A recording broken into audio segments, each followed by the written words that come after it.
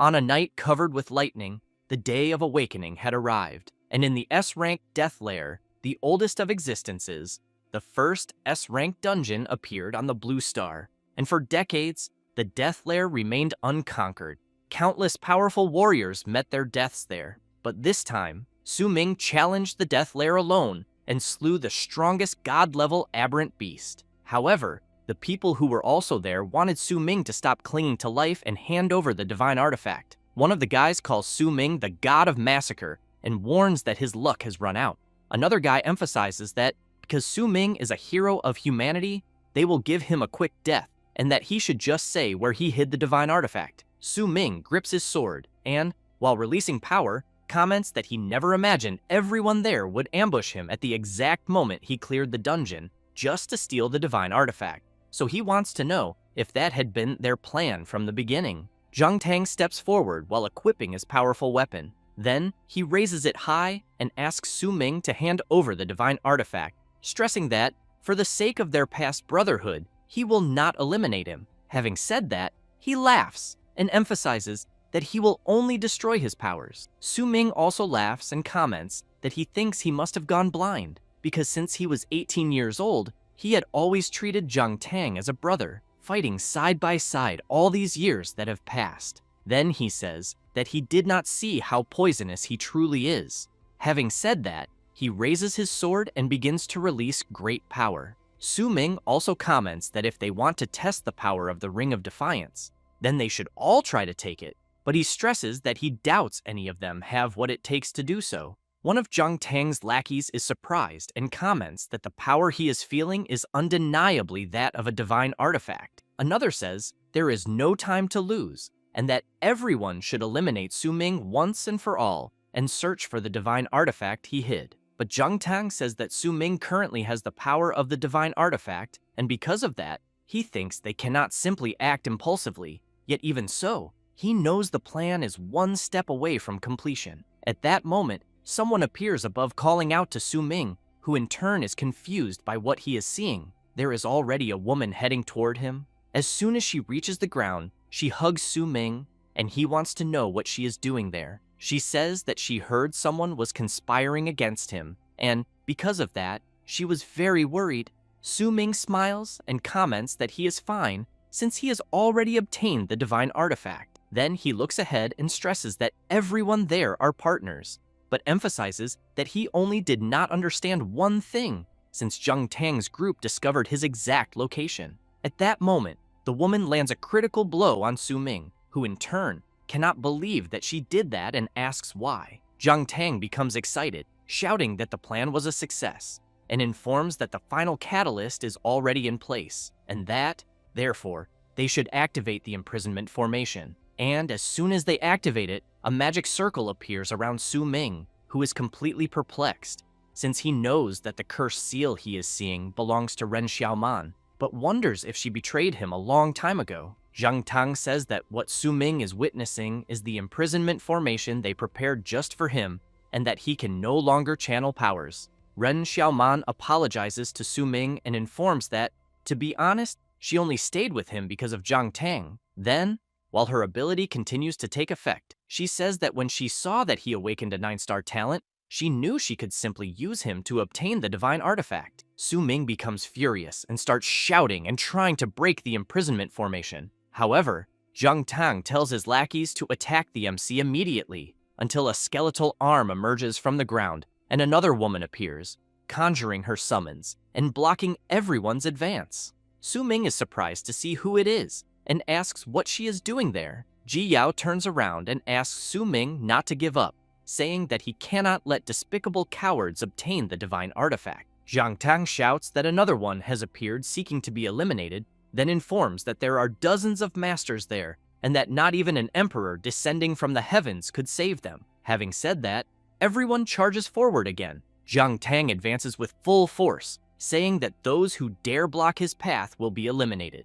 Su Ming shouts, asking Ji Yao to take care of her flank. However, as soon as she realizes something, she is attacked by Zhang Tang, who tells her not to take it personally. The MC cannot believe that his friend was attacked. Zhang Tang goes to Su Ming and emphasizes that this is not the time for him to waste time worrying about others.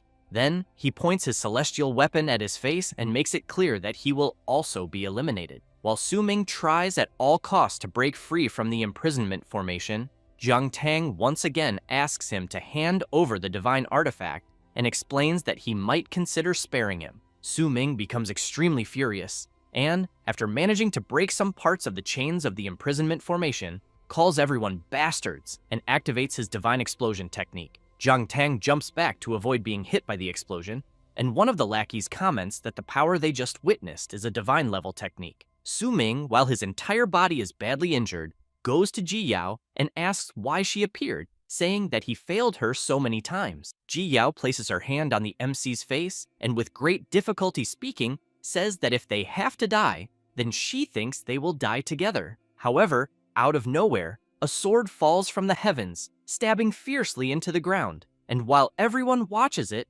Su Ming picks up his friend in his arms and says that on that day, he, the god of massacre, swears completely that if he is reborn, he will hunt all of them to the ends of the world. Ren Xiaoman asks what the MC is trying to do. Jiang Tang is surprised and explains that it seems Su Ming is trying to drag the divine artifact back to the Death Lair with him. And while Su Ming stands at the edge of a cliff, Jiang Tang shouts for his lackeys to stop him and take the divine artifact. However, the MC jumps off the cliff, and while he is falling with his friend, he tells Jiang Tang that if he really wants the ring, then he should go try to get it. At that moment, the divine artifact begins to shine intensely, and after some time, the MC sees a glow and wonders if he is dead, until, upon waking up, he wonders where he is. Amid many people, a guy is laughing and announcing that at the 127th awakening ceremony of the first Xuanzong Academy, the student Wang Qiang successfully changed professions, being a life-type enchanter profession with an innate 3-star attribute. The people around comment that most of the awakened at the ceremony are not combat professions. Su Ming is intrigued to learn that he is at the awakening ceremony. Then he thinks that he is feeling a familiar sensation. Next, as he looks around more carefully, he wonders if he has gone back in time to when he was 18 years old on the day of the awakening ceremony. For he clearly remembers that the student who just awakened, the chubby Wang Qiang, in his past life was also an enchanter. And he remembers well that the next to awaken should be Li Songyang, who successfully awakened the combat profession of warrior with an innate 2-star attribute, while Qian Yu failed to awaken, and Song Li successfully awakened the profession of combat mage. Thus, the person responsible for presenting the ceremony announces that the next one, the student Li Songyang, had a successful awakening and that the profession is warrior with an innate 2-star attribute. Then he announces that Qian Yu unfortunately failed to awaken, and finally, Song Li, who had a successful awakening, being of the combat mage profession. The guy who had regained consciousness thinks that it truly happened just as he remembered. Then, he becomes happy to know that he is truly back. And as he recalls what happened in his past, he reflects that this second chance was the will of the heavens to rewrite all of his regrets, until the students become astonished by what they are seeing. Jiang Tang is awakening a hidden combat profession, and after successfully completing the awakening, he becomes the Magic Hammer Warrior, possessing an innate attribute level of 8 stars. One person comments that the first hidden combat profession has appeared. Another emphasizes that this was already expected of Jiang Tang, the young master of the Jiang family, since his father is a war emperor and his mother a magic warrior. The MC keeps thinking about Jiang Tang. Then, while the presenter congratulates him and says that Xuanjing Academy has produced an 8-star genius right at the beginning of the year, someone taps the MC on the back and comments that he was there all this time. He turns around in surprise. Su Ming sees that it is Ji Yao, and she comments that she has been looking for him for a while. Then she asks why Su Ming looks surprised. He replies that it is nothing and that he just wanted to congratulate her in advance. Ji Yao does not quite understand and asks why he is congratulating her. Su Ming remembers what happened in his past life. Then he replies that she will understand when she goes up on stage. At that moment, the presenter calls for Ji Yao, and she is quite surprised to learn that it is already her turn. After she arrives at the spot to see whether she will awaken successfully, the presenter asks her to place her hand on the celestial star. As soon as she brings her hand closer, she becomes intrigued by something. The presenter becomes excited, commenting that another hidden profession has appeared. Having said that, he announces that Ji Yao has awakened a hidden combat profession, that of a necromancer, with an innate level of 7 stars. The students go crazy upon learning this, and comment that the academy is extremely impressive that year. The MC smiles and thinks that it is exactly as he remembered, and that next it will be his turn. Thus, the presenter calls for Su Ming. The people comment that after witnessing 2 awakenings of hidden professions, they believe a third one is impossible, in addition to knowing that Su Ming, from Class 1, is an orphan. The MC keeps in mind that in a world dominated by the awakened on Blue Star, the Dragon Country, decades ago, after the Day of Awakening, everyone who turns 18 can change professions by participating in the awakening ceremony, becoming one of the awakened who change the face of the world and possess the power to bend the rules, along with wealth and equipment capable of changing destiny. However, at the same time, they must face gigantic beasts and terrible calamities, as well as countless challenges. Su Ming, as he stands before the celestial star to see whether he will awaken or not, reflects that in his past life, as an orphan, he survived with help and scholarships, and that on the day of the awakening ceremony, he was fortunate enough to be blessed by the heavens, since a celestial phenomenon also appeared at the time. For he knew that in the end, he awakened with an innate attribute of 9 stars, the legendary profession, that of the god of slaughter. Thus, he places his hand on the celestial star and thinks that he will make everyone see him with different eyes.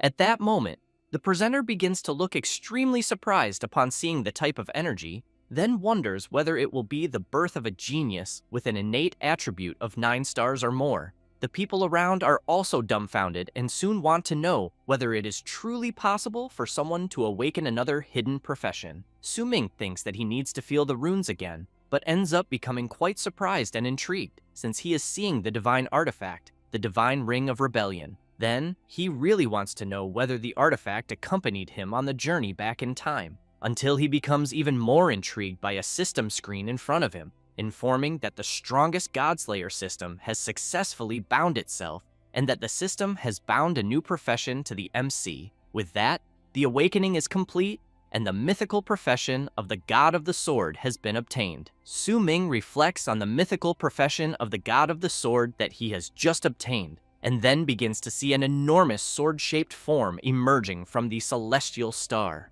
The presenter, extremely surprised, comments that for such a phenomenon to appear, he wonders what the hell the MC is changing professions into. One of the students comments that he thinks that if it is a combat profession, it would be quite incredible, and that if it is a life profession, it would be a complete tragedy, until another student asks if his friend is stupid because a phenomenon like the one they are witnessing could never be a life profession. Zheng Tang becomes intrigued by something and, observing Su Ming carefully, wonders why he is not moving, while Su Ming is thinking that the profession awakened this time is that of the God of the Sword and not that of the God of Slaughter, as in his past life. And, while he clicks on the golden system, he knows that it is something different from his previous life. After the MC places his fingerprint on the system, it informs that he has been identified and that the target Su Ming has been confirmed. Then it informs that the awakened profession is that of the God of the Sword and that the golden talent is the sublimation of all things.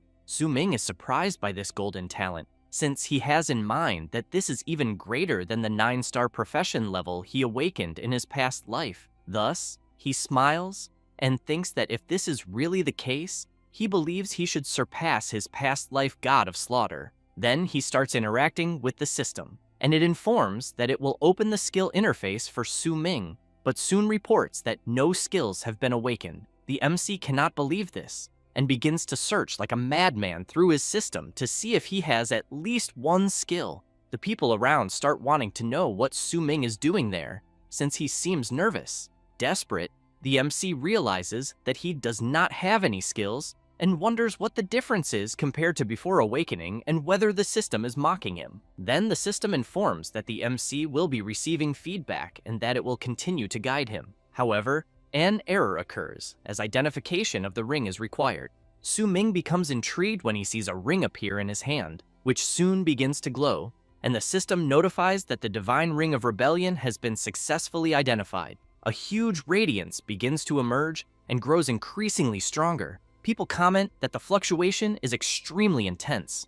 The person responsible for presenting the awakened, extremely surprised, asks whether the awakening is complete until he becomes completely shocked upon seeing that the MC's innate talent is an astonishing 10 stars. Thus, he informs everyone that Su Ming's profession change is to a hidden profession, that of sword controller. The students are stunned to see that the innate attribute is 10 stars, since they know that this is the talent level of the top-ranked individual. Another student comments that he thought Zhang Tang's 8-star Magic Hammer Warrior was already terrifying, but now there is a 10-star level. The old man comments that the year they are in is truly a year of developing talents for the academy, since not only have several students with hidden professions appeared, but there is also a chosen of the heavens with a 10-star innate attribute. He also emphasizes that although the potential of the sword controller profession is not so outstanding within the swordsman category, Su Ming possesses a 10-star innate attribute talent, and he believes that he will definitely have limitless potential in the future. Then the director says that he has decided to reward the student Su Ming with a set of cultivation assistance items. And as he walks among the students, Su Ming hears various things. One of them is that someone thinks the sword controller is a waste of innate talent, since the sword controller is considered the very bottom among the swordsman category. In addition, the swordsman category is inherently a close-range profession, while the sword controller can operate both at close and long range, needing to cultivate both physical and magical attacks. And that although it can use long-range attacks, this causes the original close-range cultivation resources of the swordsman to be divided, making combat power very mediocre, being a completely weak profession. Su Ming only thinks that, in their eyes, the sword controller is just trash, until Ji Yao runs over to her friend and offers her congratulations. The MC comments that he is also very happy for her and congratulates her. Ji Yao says that all the students are talking nonsense, since she thinks that being able to awaken a 10-star talent makes Su Ming truly amazing, and that although the sword controller profession is a bit weaker in the early stages, she believes that with her friend's talent it will definitely not be a problem. He thanks her and says that he did not take the others' words seriously. Then he says that their reaction is exactly what he wanted. At that moment, the director calls for Ren Xiaoman. Zhang Tang comments that he is sure she will succeed, just like many other students. Ji Yao comments that Xiaoman is very popular, since that was already expected of the school beauty. However, upon seeing the MC leave without saying anything, she says that the ceremony is not over yet. He replies that he is not the least bit interested in the result, since he has in mind that in his past life this woman used his talent and in the end did not hesitate to betray him. And while she goes to learn her awakening result, Su Ming thinks about the words he said before, in which he stated that he would take revenge for being betrayed. Upon arriving at the city center, he thinks that in this life everything about daily life seems unchanged except for his awakened profession. Then he sees in his system the total concealment skill, capable of hiding or rewriting one's own information, such as equipment, profession, and skills. Su Ming thinks about this skill, since he has in mind that this is one of the 4 skills he brought from his past life. Then, he remembers the ring and keeps observing it in his hand. Then the system informs that it will be loading the divine artifact Ring of Rebellion, and, after loading, informs that the MC has inherited part of the abilities of the God of Slaughter profession. Su Ming becomes confused about his new God of the Sword profession having abilities of a God of Slaughter. Then, he checks his status, currently having 10 points in strength, 10 in constitution, 10 in agility, 10 in spirit, and 10 in luck, being at level 1. His profession is God of the Sword, of legendary grade and unique in the world. His talent is the sublimation of all things, and his skills are God of Slaughter Strike, Total Concealment, Divine Shadow Step, and Eye of Perception. The MC reflects that a common man is innocent, but possessing a jade ring becomes a crime, and that to avoid being used by others again like in his past life,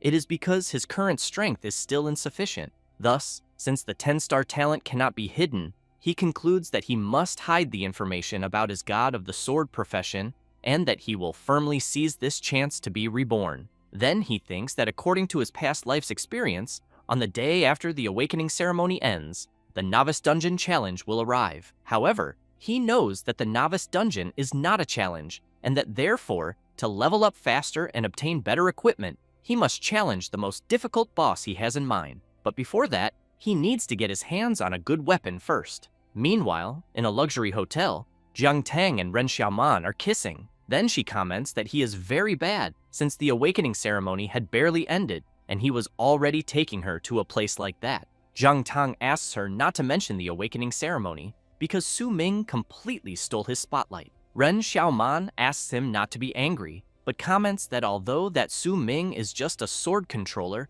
the attributes he awakened are very high, and that he will definitely have great value of use in the future. Jiang Tang becomes confused and asks what she is trying to say. Ren Xiaoman takes out her phone and asks him to take a look. Jiang Tang becomes quite surprised by what he sees. She then comments that if they lure the MC a little, she thinks he will definitely bite the bait and be useful to them in the future. After a few hours in the city center, the MC arrives at a place where a woman welcomes him and informs that this is the weapon shopping area on the 12th floor and wishes the customers a pleasant shopping experience. As soon as he enters, Su Ming looks around and thinks that it seems the awakening ceremony of that year at the nearby schools has already ended, since the awakened students are all there preparing for the novice dungeon test the next day. Su Ming hears a student desperately wanting a weapon, but his friend tells him to forget it, since as newly awakened students, they would have no way to buy such an expensive weapon,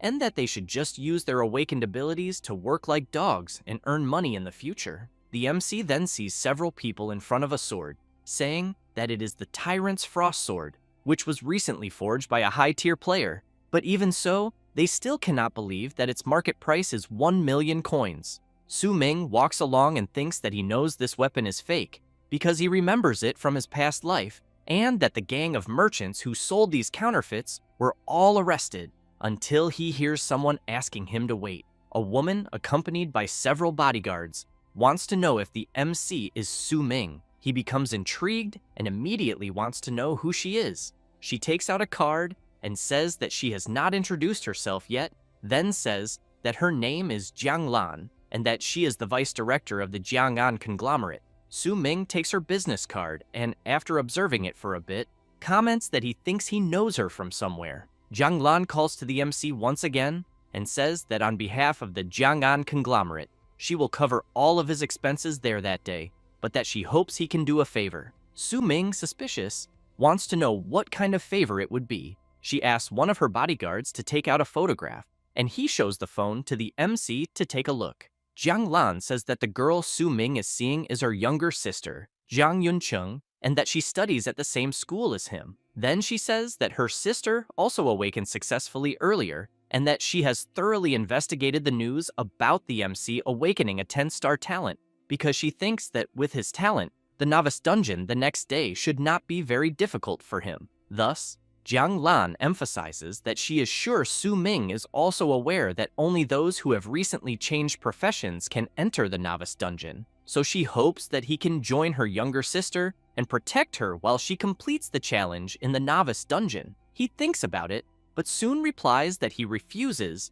that he is not interested, and walks away. Jiang Lan cannot believe it, and emphasizes that as long as he agrees, he can choose any weapon in that shop, because she thinks that as a poor student who has just awakened, he should not refuse such an offer. Thus, Su Ming points to a sword and says that he wants that one, then says that it is the Tyrant's Frost Sword, worth 1 million. Jiang Lan is completely stunned and comments that he is trying to make things difficult, then asks whether the MC really thinks it is worth 1 million with its current stats. Su Ming asks whether she was not the one who said he could choose whatever he wanted, because he thinks that if she is not willing, it is better to forget the deal. Then he comments that there are many things for which one cannot take shortcuts with mere financial power, so he asks Jiang Lan to have her sister do her utmost to prepare for the novice dungeon test the next day. While Jiang Lan stops the bodyguards from doing anything to the MC, she comments that this is quite interesting and that they will consider their offense against the MC this time. And after they leave and the crowd realizes that Su Ming messed with the Jiang'an conglomerate people, he becomes intrigued by something, since he is seeing a message from someone. Upon opening it, He sees that it is from Ren Xiaoman. In the message, she asks whether he did not always say that he liked her, so he has ended up changing his mind, and she wants to see him that night on the rooftop of the school building. Ming keeps in mind that this is the same message from his past life, and that although he did not awaken the god of slaughter profession this time, Ren Xiaoman really has not changed at all. He already knows that at the same time in his past life, he had agreed and would see her there. After that, Ming goes to a place and asks permission from a saleswoman. She immediately asks how she can help him. He asks whether what he is seeing are raw sword stones that can randomly produce high-quality sword weapons. The saleswoman replies that yes, and says that the raw weapon stones there have a chance to produce silver-grade weapons. Then she emphasizes that the MC should understand that everything is based on probability, since most raw stones only produce lower-grade weapons, and that, therefore, she hopes he will consider carefully before buying. Ming comments that this is exactly what he wants. The saleswoman becomes a little confused upon hearing that. The MC approaches the raw stones and explains that compared to buying a silver-grade weapon at a high price that will soon become obsolete, betting on a stone there for a cheap price is the most suitable option. Ming reflects that instead of calling it a gamble, he thinks he should say that he can see the data inside the raw stones, since all of this is thanks to the second ability left to him by his god of slaughter from his past life, which is called Eye of Perception, because his eyes possess the true power of perception, capable of perceiving the fundamental information of all matter. Thus, after analyzing each of the stones, he picks one up in his hand and concludes that it will be that one, since compared to ordinary silver-grade weapons that sell for hundreds or thousands of advent coins, obtaining one at that moment for only 50 coins is an absolute bargain, especially since he knows this is perfectly suitable now that he has returned to being a poor student. At that moment, a guy appears at the door wanting to know if the MC is not the kid who just rejected the Jianggan conglomerate. Then, more people enter the room, and a guy wants to know if what the MC has in his hands is not one of those useless raw weapon stones used for gambling on weapons. The blonde guy comments that he thought the MC was some kind of big shot with a lot of confidence, but seeing him reject a favor from a conglomerate just to mess around with useless stones, he thinks that in the end, he is just another idiot. Ming takes a deep breath and thinks that he knows the blonde guy and that his name is Yang Ding, the spoiled brat who specialized in bullying freshmen in his past life. After reflecting on this, the MC calls out to them and asks whether they dare to bet 5,000 advent coins that he can obtain a silver-grade weapon. They look at each other for a brief moment and soon start laughing, saying that the MC really is a complete idiot. Yang Ding says that these types of raw weapon stones have a 99.99% chance of producing trash, and that he has never seen someone who likes giving away money so much. Ming comments that they will see who is giving money to whom. People passing by hear them making the bet, and it does not take long for many people to gather there to watch the MC open the raw stones. Yang Ding makes it clear that he will see whether a poor bastard like the MC can really come up with 5,000 coins. Ming activates his Eye of Perception and visualizes the sword inside the stone, then shouts for it to come out. Yang Ding and his friend are dumbfounded by what they are seeing, and as soon as the MC grabs the sword, the other people also become very surprised. The system informs that the acquired weapon is the Black Iron Crimson Edge Sword of silver level and low grade, but its special affix is Blood Drinker, since after the sword injures a monster, it can absorb the drained blood to heal the wielder's wounds. Ming holds it firmly and comments that the sword is very good. Then he thinks that it is perfect for the meeting that night. Yang Ding, still very surprised, comments that the MC was really lucky, and the MC in turn comments again that the sword is not bad, since it even has a lifesteal effect that will save him the trouble of needing a healer. Having said that, he points the tip of the sword at the blonde guy and emphasizes that a bet is a bet, and that therefore he will take Yang Ding's 5,000 advent coins. After Yang Ding transfers the amount he lost in the bet, he comments to the MC that he will remember him very well. Ming comments that next time, he should not make bets with people so easily. The saleswoman watches the stats and comments that it has been years since someone there managed to obtain a weapon from a raw stone. The MC calls her and says that he also needs a matching scabbard, and that, if he is not mistaken, it should cost 5,000 coins. She replies yes, and asks the MC to follow her. Thus, Su Ming buys a silver-grade scabbard, whose effect is to reduce weapon durability consumption by 50%. After placing the sword inside the scabbard, the MC thinks that now, with the scabbard, he can greatly reduce the weapon's durability consumption, since he does not have sufficient funds to replace his sword at the moment. At that moment, the system asks whether the MC wants to open the hidden weapon materialization function. He replies that not yet, and thinks that he will take the sword and raise it by one more grade.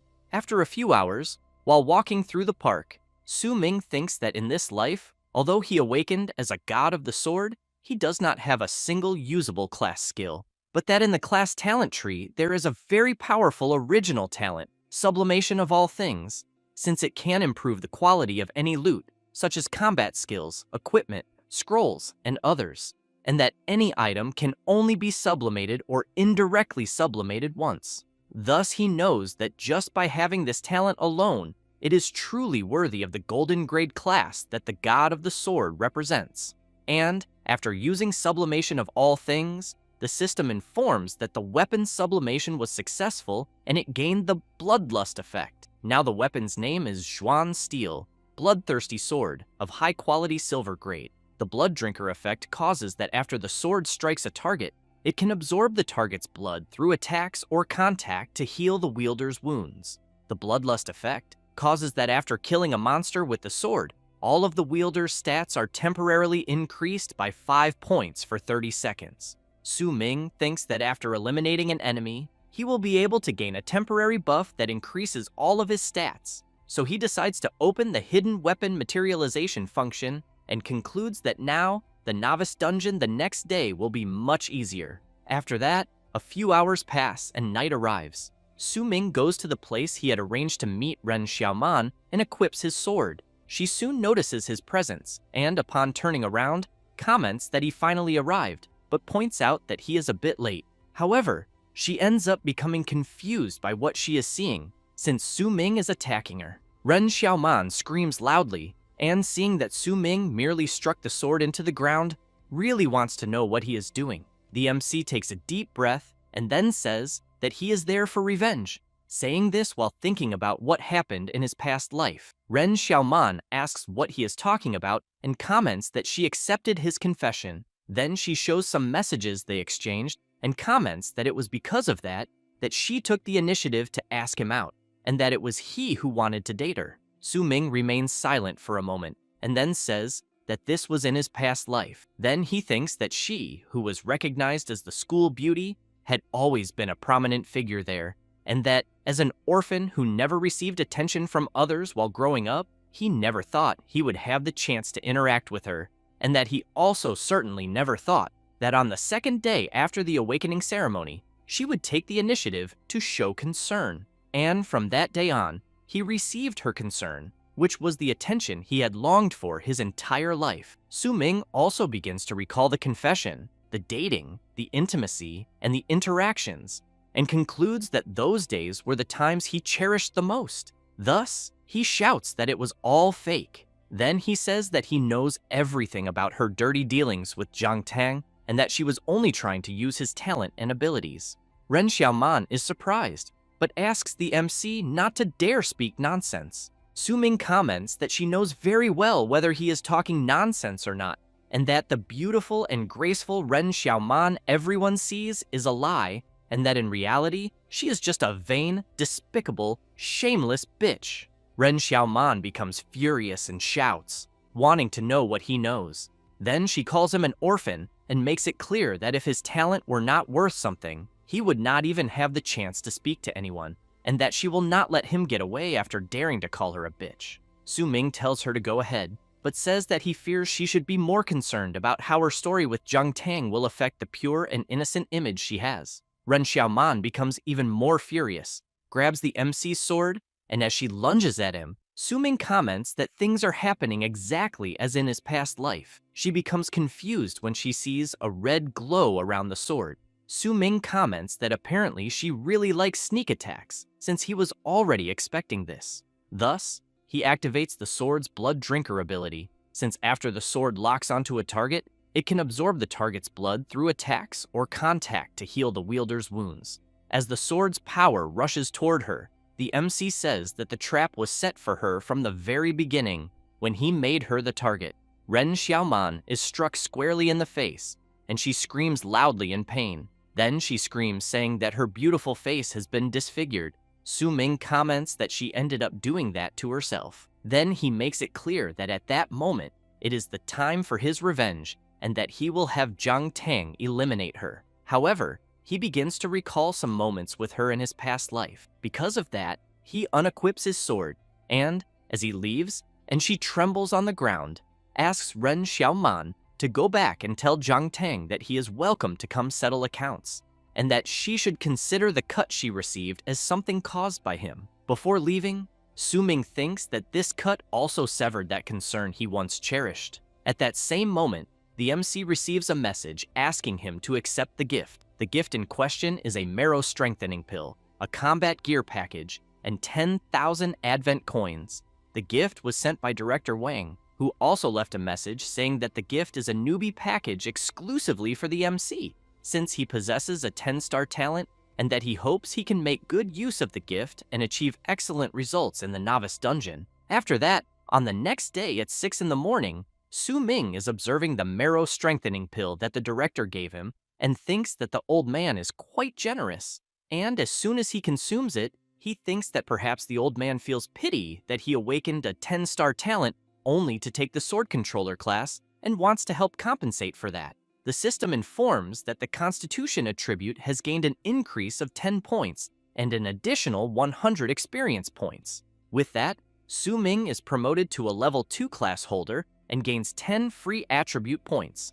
Then the system congratulates the MC for reaching level 2.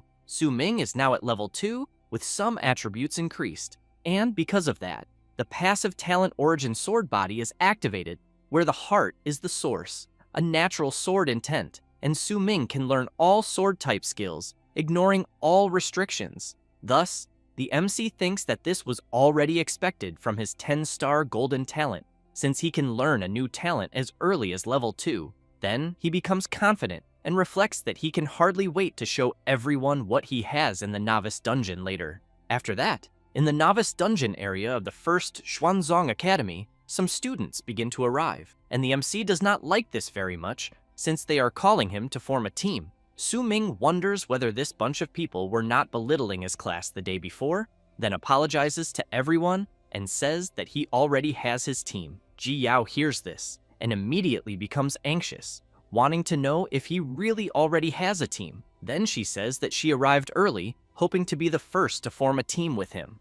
Ming looks to the side and softly tells her that it is not true. Then he explains that what he is challenging is not for ordinary contribution rewards, and that if she formed a team with him, he would be worried that she might get hurt. Having said that, he emphasizes that he plans to challenge everything alone. She is surprised and comments that she understands. At that moment, a guy approaches asking for permission and wanting to know if the MC is the student Ming. Then he introduces himself, saying that his name is Yan Zi from Class 4, and that his awakened talent is the 9-star Demon Hunting Ranger, and that he was wondering if the MC would be willing to join his team. While Ming thinks that he remembers this guy from his past life, Ji Yao answers no to Yan Zi. Then she says that Ming has already formed a team with her and that he should not bother them anymore. Yan Zi comments that he did not know that and soon apologizes for bothering them. The MC realizes that Ji Yao is quite reliable and then thinks that the dungeon is about to open. At that moment, the director asks for the students' attention and announces that the 127th Novice Dungeon Challenge has officially begun. However, a bit awkwardly, he offers his most sincere apologies and says that he overslept and could not go to the site to cheer for them, and that he can only do a live broadcast from his home to explain the rules of the Novice Dungeon to them. He explains that the one-day Novice Dungeon Challenge is a trial that the newly awakened of that year must go through, and that each student has already been registered, so they can be identified as soon as they enter the dungeon. He also explains that inside the dungeon, each challenger will gain points and settlement rewards based on their individual contributions in the challenges, and that to ensure a high survival rate, he thinks it is better for them to challenge the dungeon in teams, and that they only need to complete the dungeon challenge within the day to finish the first dungeon challenge of their lives after awakening. Then he calls to them once again and comments that the moment that decides their fate has arrived. At that moment, Ji Yao notices that Su Ming has disappeared. The director comments that he does not want to delay them any longer and announces that the dungeon is officially open. As soon as the director finishes saying this, something happens at the entrance, and the students begin wondering if someone has already entered. Others comment that they also saw someone entering and that it was the 10-star student, Su Ming. Already inside the dungeon, the MC thinks that this novice dungeon seems very familiar because it suddenly makes him nostalgic, since back then, he was both afraid and excited, recklessly running around just to gain more contribution points. At that moment, a voice announces to the new class holders of Blue Star that the multiversal massacre is about to begin, and that the place there is full of danger and opportunity. Then it informs them that to leave there and receive the rewards, in addition to obtaining sufficient contribution value by killing the regular boss. There is another more difficult method, a method that the MC has in mind, and that this time he will choose the hardest challenge, which is to kill the supreme hidden boss. After that, in some part of the F-level Raging Tide Forest, Su Ming passes through the portal and, upon looking around, reflects that the novice dungeon map is random every year, and that the place is a completely different map from when he was in the same dungeon in his past life. In addition, all dungeon portal spawn points are random, so he knows that route planning is different for each challenger, and that the monsters he may encounter in the dungeon are also different. After thinking about this, and walking a bit through the area, Su Ming soon sees a monster, and thinks that it is an elite level one, but that although it is immobile like a tree, if its vines lock onto a target, the person will be dragged into the burning hollow on the monster's head and roasted. Thus, he remembers that his goal is to challenge the hidden boss, and therefore, he should try to avoid these troublesome monsters. And while he locks his reference point on the map, he thinks that since the reason he rushed to be the first in the dungeon was to recognize the route in advance and find what he needs to challenge the hidden boss. Although he knows the map changes, the way to fight the boss does not change, and that if more people enter later, it will be much harder to gather the items. After thinking about this, he dashes at full speed from tree to tree toward his objective. As soon as it reaches 7:30 in the morning, a girl passes through the portal, and one of her team members comments that it does not seem like there are other challengers nearby, until they are surprised to hear a very loud sound. Soon they see someone running amid the dust. That person is desperate, screaming for help, and they become even more frightened since the guy is being chased by a giant frenzied blood rat, and the others shout for everyone to split up and run immediately. Outside the dungeon, the system reports the dungeon status in real time, and that at 7:31 in the morning, 3 challengers were gnawed to death by a frenzied blood rat, and that the strongest among them was a 6-star talent awakened, Li Dabiao. Ji Yao, very surprised, comments that she has not even formed a team yet, and challengers are already being eliminated inside the dungeon. Meanwhile, inside the dungeon, the girl from before is running desperately, and soon realizes that she ended up separating from her friends. Then she opens the map to see where she is, because she thinks she is completely lost, until she becomes very frightened upon hearing a very loud noise. And as soon as she turns to see what it is, she sees a shadow atop a tree of a very large creature, which, as it gets closer, she discovers is a monkey monster, which in turn lunges at the girl. She becomes desperate and screams for help. At that moment, a sword is raised and flies out, completely retaliating against the monkey monster, and Su Ming appears. Moments earlier, one of the competitors was quite frightened as he was about to be attacked by an elite-level grizzly bear, but he managed to run away screaming and wondering why he had run into an elite monster right at the beginning. However, his friend was not so lucky and was hit head-on. The bear continued eliminating competitors, and soon some swamp hunters appeared on the battlefield, followed by tracking dogs. One of the competitors shouted that he would make a channel call and reported that the transport point at the 9 o'clock position on the map was surrounded by monsters and requested immediate support.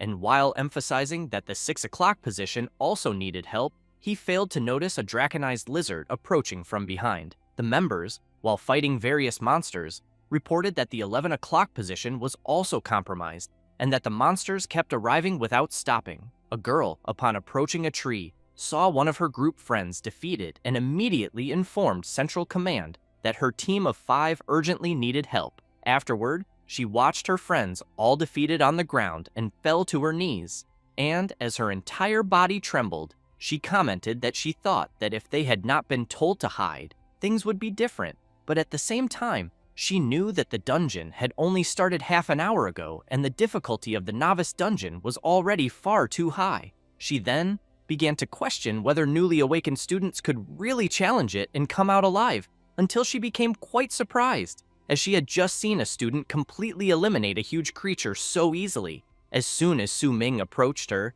she commented that he seemed so strong. Then she remarked that he eliminated the monster in an instant and thanked him for saving her, but soon realized that the student in question was Su Ming of 10 stars. He looked back and said that he was just passing by and emphasized that he would not be able to save her a second time, since he believed that the monster that had just attacked was not yet completely eliminated. She became very frightened, wondering what he meant.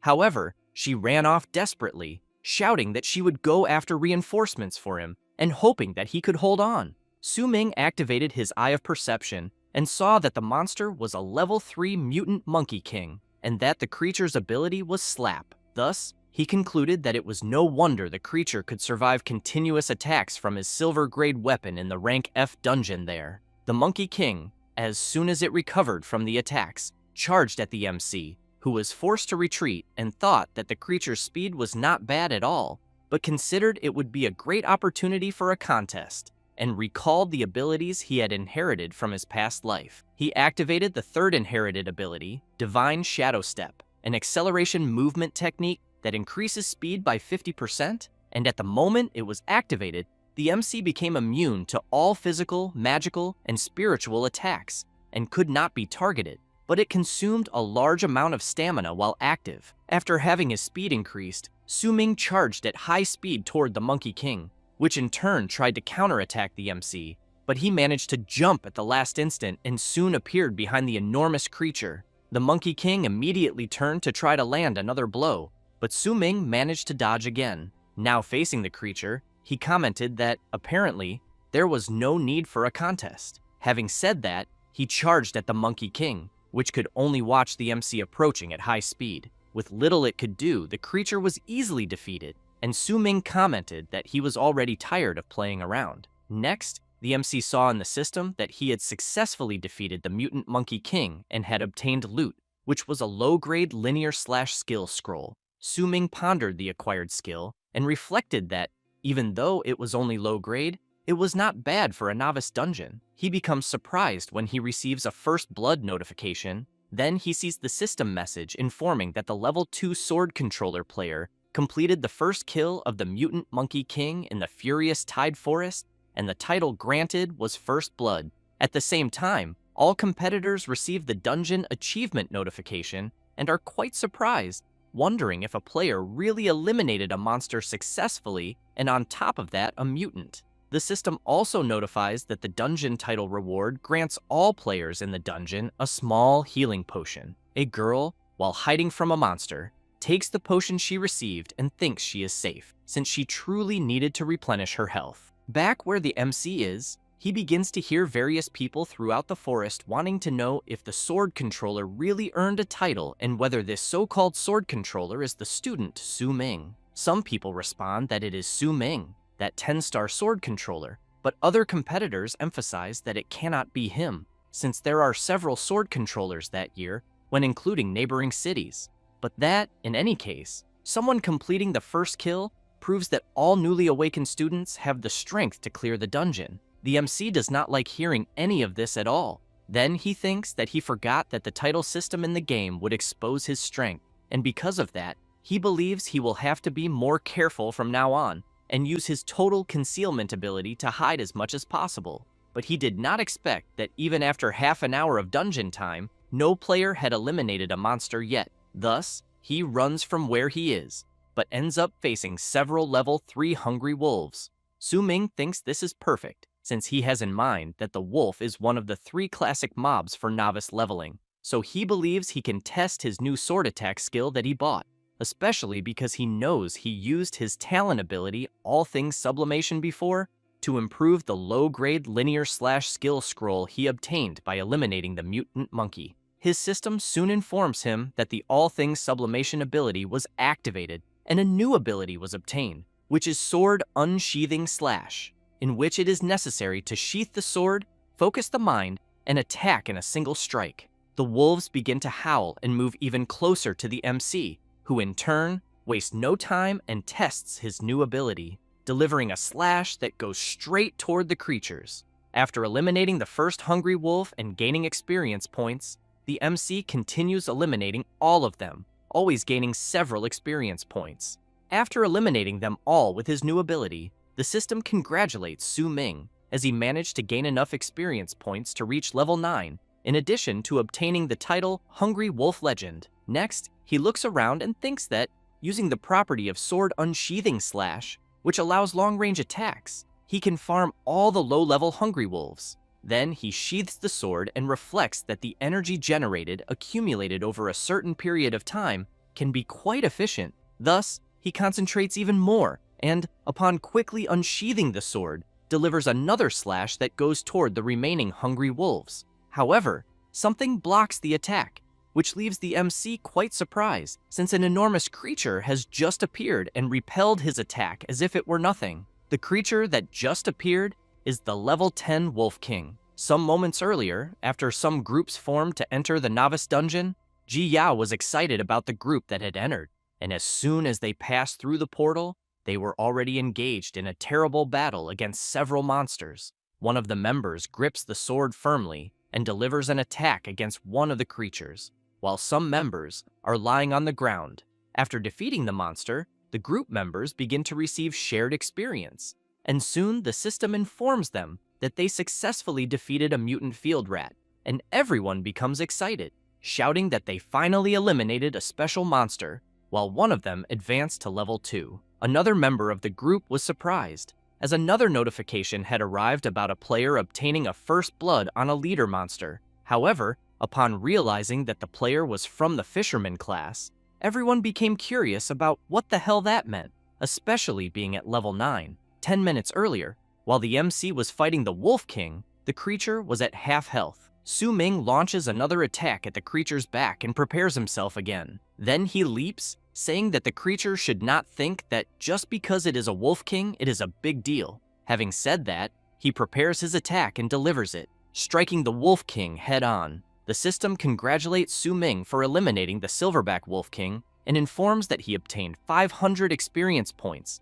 in addition to reaching level 10, gaining 145 points in Sword Unsheathing, Slash Proficiency, 100 points in Swift Thunder, Sword Art Proficiency, and the loot obtained was the Iron-Cutting Clawbone and the Wolf King's Heart. In another area of the dungeon, a blonde boy is trying to eliminate one of the creatures, until he comments that he spent a tremendous amount of effort and finally dealt with the pack of hungry wolves. One of his friends comments that, luckily, the attack boost scroll rewarded by the dungeon title arrived in time, so he thinks that if it were not for that, they probably would have been eliminated. Yang Ding becomes irritated upon hearing about the level 9 fisherman and says that there must be some problem with the novice dungeon, as he wants to know how a life skill master could reach level 9 so quickly, since he thinks this is practically mocking them, the players. Having said that, he slams his sword hard onto the ground and then comments that the damage of his broken novice cleaver is very low, and that if he had not been tricked and lost money to the MC at the weapon shop that time, he could at least have obtained a silver-grade weapon. The shaved head guy laughs and says that Su Ming is way too lucky, which makes Yang Ding furious upon hearing it, and he soon shouts for his friends to shut up, especially since he was the one who tanked the damage the whole time and still shared experience with them. And after eliminating so many wolves, he only reached level 2. And as soon as he thinks about the MC, he comments that he is extremely angry, but that he does not know whether he has already entered the dungeon, because if he encounters him, he swears he will destroy him and vent all his anger. Yang Ding's friends ask him not to get angry, since everyone there reached level 2, and because of that, They think that if they continue farming hungry wolves, it will become even easier. Meanwhile, the MC is standing still observing his system, as it is informing him that a primary class change task is being triggered and that the content of the task is randomly selected based on the MC's real situation. Ming knows that in this life the first class change task is still triggered at level 10, and that the most important thing is that the opportunity has arrived, since in his past life, when he reached level 10, it was already after he had left the novice dungeon. Therefore, the first class change task, randomly updated, corresponded to an E-rank dungeon of higher difficulty that he was challenging at that time. But he knew that during that period, he could not complete a challenge of the same level no matter what, and even had to spend a good amount of time grinding up to level 15 before returning to complete the first class change task. And because of that, in the end, it greatly reduced the benefits of the rewards he received from the first class change task. However, he believes that this time it will be different because he leveled up to 10 while still inside the novice dungeon, and due to that, he believes things can be different. At that moment, the system congratulates the MC for triggering the first class change task, which is to eliminate the Guardian of the Red Rock Cave, a powerful elite monster. The Red Rock Cave is located within the Furious Tide Forest. Ming, upon seeing that the task is indeed within the novice dungeon, thinks that this makes everything much easier, since he knows that next he only needs to add all the points gained upon leveling up into agility, and thus concludes that this first class change task is already in the bag. As soon as he applies the agility points, the system congratulates him once again, but now for breaking the barrier of 100 points in the agility attribute. So he obtained the skill Sword Martial Master, which is a passive skill in which the MC can equip sword-type weapons of any level, ignoring all requirements. Meanwhile, in Xuanjing City, at the First Academy, and in the meeting room, the person in charge of IT is informing the director that the ranking list of novice dungeon data for those with strong talents in neighboring cities has been released. The director comments that, apparently, some are missing from the statistics, so he wants to know where Ming is, the one in whom he had great hopes. The director is informed that no one is missing, and that everything he is seeing is the data returned from the dungeon. Next, the person informing the director emphasizes that at 8 o'clock, the first blood title data from the dungeon showed that it was a sword controller, so he assumes it must be the student Ming, whom the director cares about. The director, in turn, begins to wonder whether it was really just the first blood title. Then he comments that, although the MC's class is sword controller, he was born with full 10-star attributes. And in addition, he was given a novice gift pack, and therefore, even if he lacks skills, he thinks he should be able to eliminate some monsters using brute force alone, so he wants to know how he cannot even be in the top 500. At that moment, someone forcefully opens the door of the meeting room, wanting to know what the situation is. It is the vice mayor of Xuanjing City, An Ranling, who comments that the director had said the school produced a very good seed that year, and therefore wants to know if it is the 10-star awakened named Ming, since her secretary already showed the novice dungeon data, and the student, Ming, whom the director recommended, is not even on the list. The old man asks the vice mayor not to get agitated and emphasizes that, although Ming has 10-star talent, his class is sword controller, so he thinks his combat power at the beginning of the game will be somewhat weaker. Ranling begins to shout that even if the MC is a sword controller, she thinks it is impossible for him not to even make it into the top 500, so she asks the director to stop trying to explain himself, because she thinks he simply lied about the student's strength to obtain more qualification tokens for the Celestial Tower Council that year. The director becomes terrified and tries to explain that he really did not lie,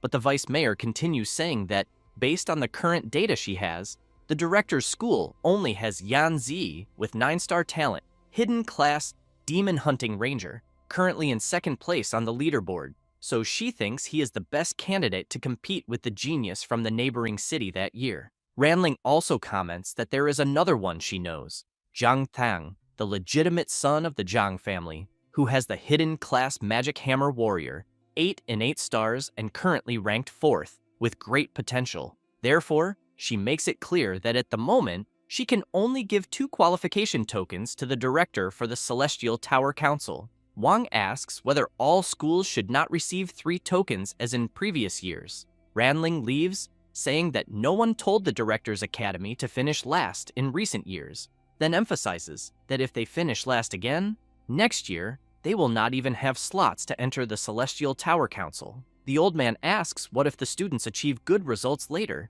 The vice mayor replies that they will take that into account at the time, and since she is busy, she leaves.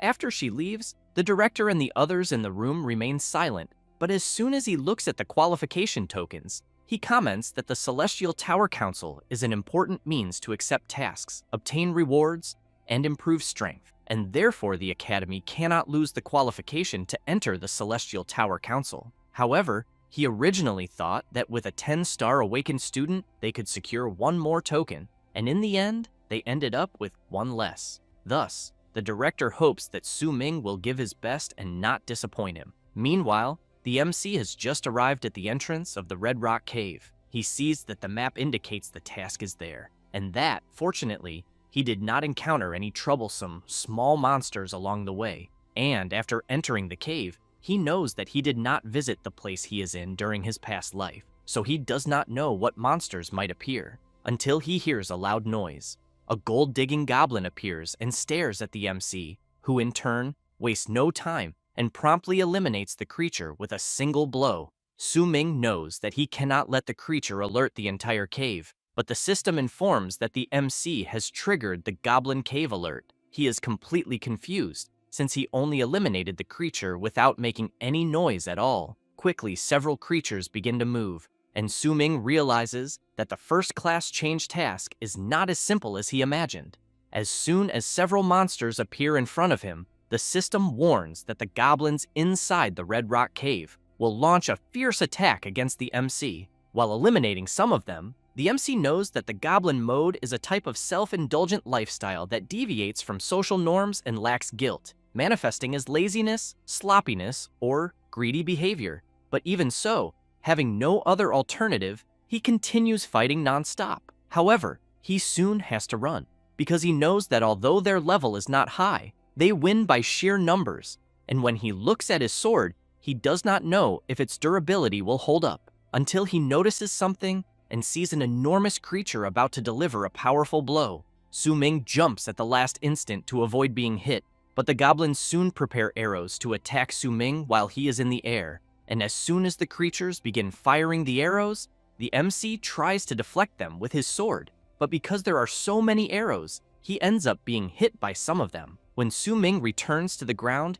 he quickly retreats and thinks that the goblins are quite clever, since they even know that it is difficult for someone to make evasive adjustments while in the air. The creatures notice the MC distracted and charge at him with full force. Su Ming tries to block the attacks, but becomes worried and thinks that his mana, at the beginning of the game, is not sufficient to sustain using Divine Shadow Step for very long, and to make matters worse, he sees another group of elite goblins approaching. He then concludes that, since it is the early game, he is completely lacking in skills, and therefore thinks that it is indeed a bit difficult to eliminate them head-on. With that in mind, he leaps into the air and decides that for now, he just needs to be a bit more flexible and dodge attacks out of caution. Thus, he runs at high speed, and after creating distance and seeing that the goblins are still coming after him, while channeling his power, he smiles and asks the creatures to come at him with everything they have. The goblins become frightened as soon as they see a strong glow.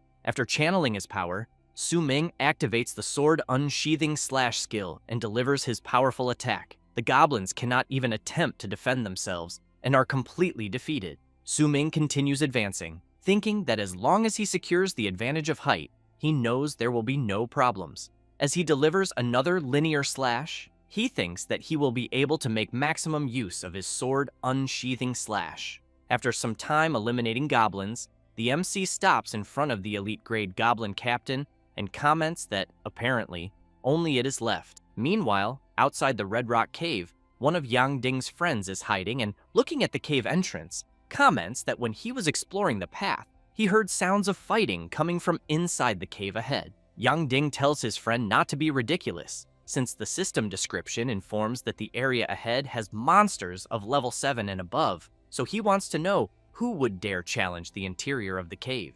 The bald man emphasizes that he really did hear sounds of fighting coming from inside. At that moment, the blonde boy is surprised by something and then comments that apparently someone is coming out of the cave. The shaved head guy wants to know who dares to farm monsters there at that moment. Yang Ding becomes even more surprised since he sees that it is the MC, the guy who won the bet at the weapon shop. Su Ming looks at his system and thinks that the first class change mission was quite interesting but also very dangerous, until he notices something. Yang Ding is charging at him with full force. Su Ming dodges the first attack, which leaves the blonde boy quite surprised, but he soon shouts for his friends to surround the MC and not let him escape. After being surrounded, Su Ming makes it clear that he was not planning to run away at all. Yang Ding comments that Su Ming caused him a huge loss a few days ago, and that the MC can only blame himself for having the bad luck of running into him there. The MC finds this strange and soon wants to know who they are.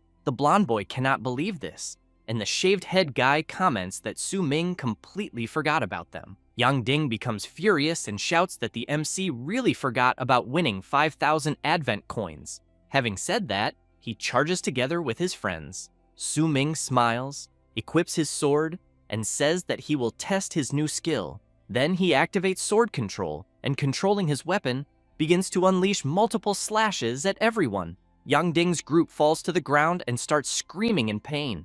Su Ming thinks that his sword control was a total success, so he continues controlling it, and the blonde boy wants to know how sword control is possible and how such a thing can exist. Su Ming raises the sword very high, while the blonde boy comments that the skill he is seeing requires a sword master to be at the intermediate stages to learn. The MC has in mind that the sword control skill is an ability he obtained from a silver grade skill scroll dropped after eliminating the goblin captain, which was upgraded to a gold grade skill scroll using his all things sublimation talent, and that when he opened it randomly, he did not expect to obtain the sword control skill, which fits so perfectly. In this way, he knows that when the news spreads, they will be even more certain that he is of the sword controller class. However, the most important thing was that after eliminating the goblins and completing the Red Rock Cave, he obtained the hidden location blueprint of the final chest of the first class change mission. And as soon as he opened the hidden blueprint,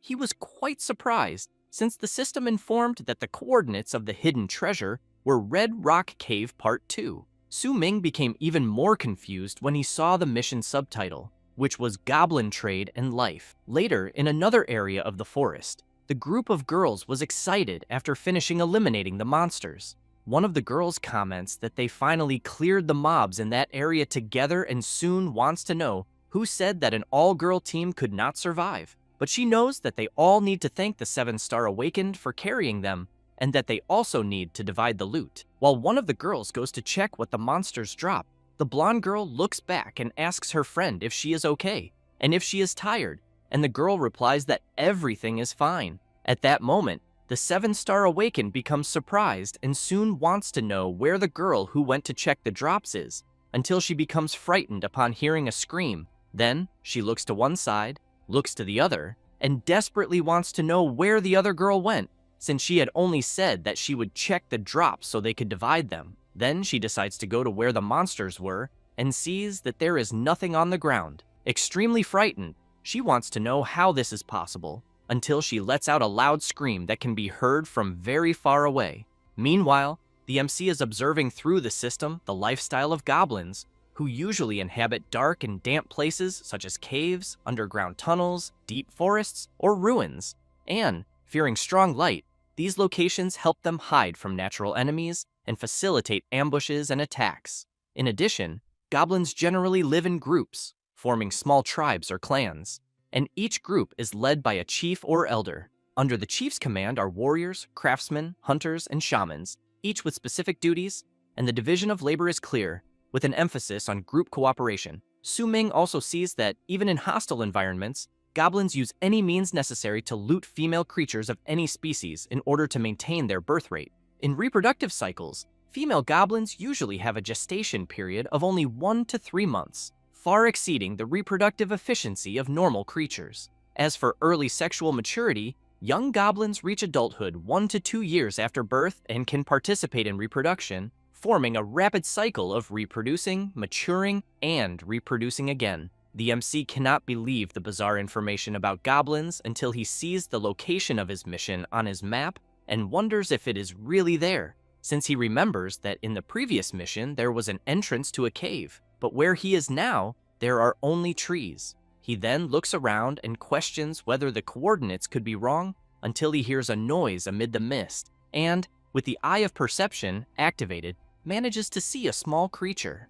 Ming laughs and thinks that he now understands why it is called Red Rock Cave Part 2, because people naturally assumed it was also in a cave in the mountain, but in reality, it needs to be combined with the element of buried treasure there, since the place is an underground den. As he begins to descend, he thinks they were very clever, since they are using fire smoke to hide the entrance, and upon reaching the ground, the MC stays alert and looking around, thinks that he really learned something this time, and that eliminating just one of the goblins he sees there will alert the entire den, like last time, since he has in mind that he is there only for the treasure. Then he sees a girl lying on the ground and thinks that apparently she was ambushed by the smoke trap, since he knows these things are really as disgusting as the stories say. And as he walks a little further forward, he sees another girl screaming, begging the goblins not to come closer. She falls to the ground and is cornered by the creatures.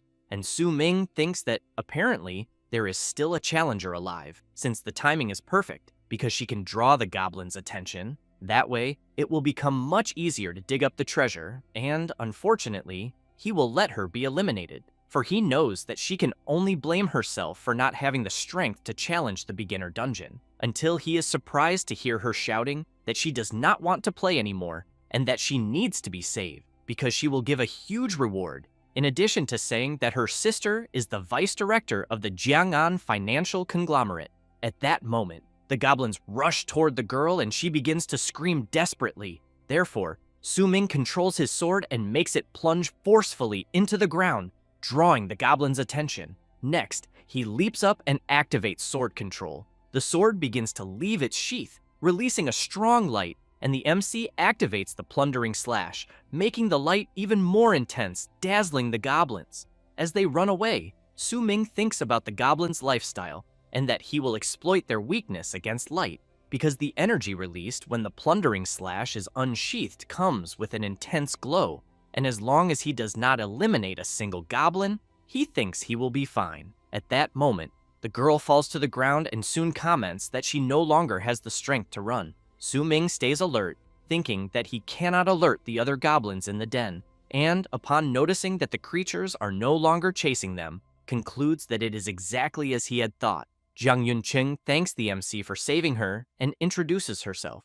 Ming thinks that she really is the girl from that photo that was shown when he was at the weapon shop. Therefore, he tells Yunqing not to thank him as he was just passing by. She asks him to wait a moment and says that when she logs out of the game, she will give him a huge reward. The MC starts to leave and tells her to talk about that if she manages to stay alive. Yunqing runs after him, asking him not to leave her behind. Ming tells her not to follow him and emphasizes that he has already saved her once more, and that, judging by her strength, he thinks she will only get in his way. Then he is surprised by something that has just appeared in his system, as it is showing that the treasure is very close by. As he digs a little, he comments that apparently the goblins that were following him still have not appeared. Yunqing replies that they have not, and emphasizes that she checked carefully. It does not take long for the MC to find the treasure, and he soon thinks that the biggest drop of that dungeon level is a random silver quality lottery chest, and that because of that, he will use his all things sublimation talent to improve the quality of the chest. As soon as he does this, Yunqing looks to the side when she sees a strong light and is completely impressed, since she is seeing in the MC's hand a low-grade gold lottery chest. Ming keeps in mind that, as the name itself indicates, lottery chests have a high probability of randomly drawing higher-tier items, skill books, or equipment, and, as the chest begins to open, both of them become curious to know what will be drawn. It does not take long, and the system congratulates the MC and informs him that he obtained the Shadow Flow set and the Soul Healer skill scroll.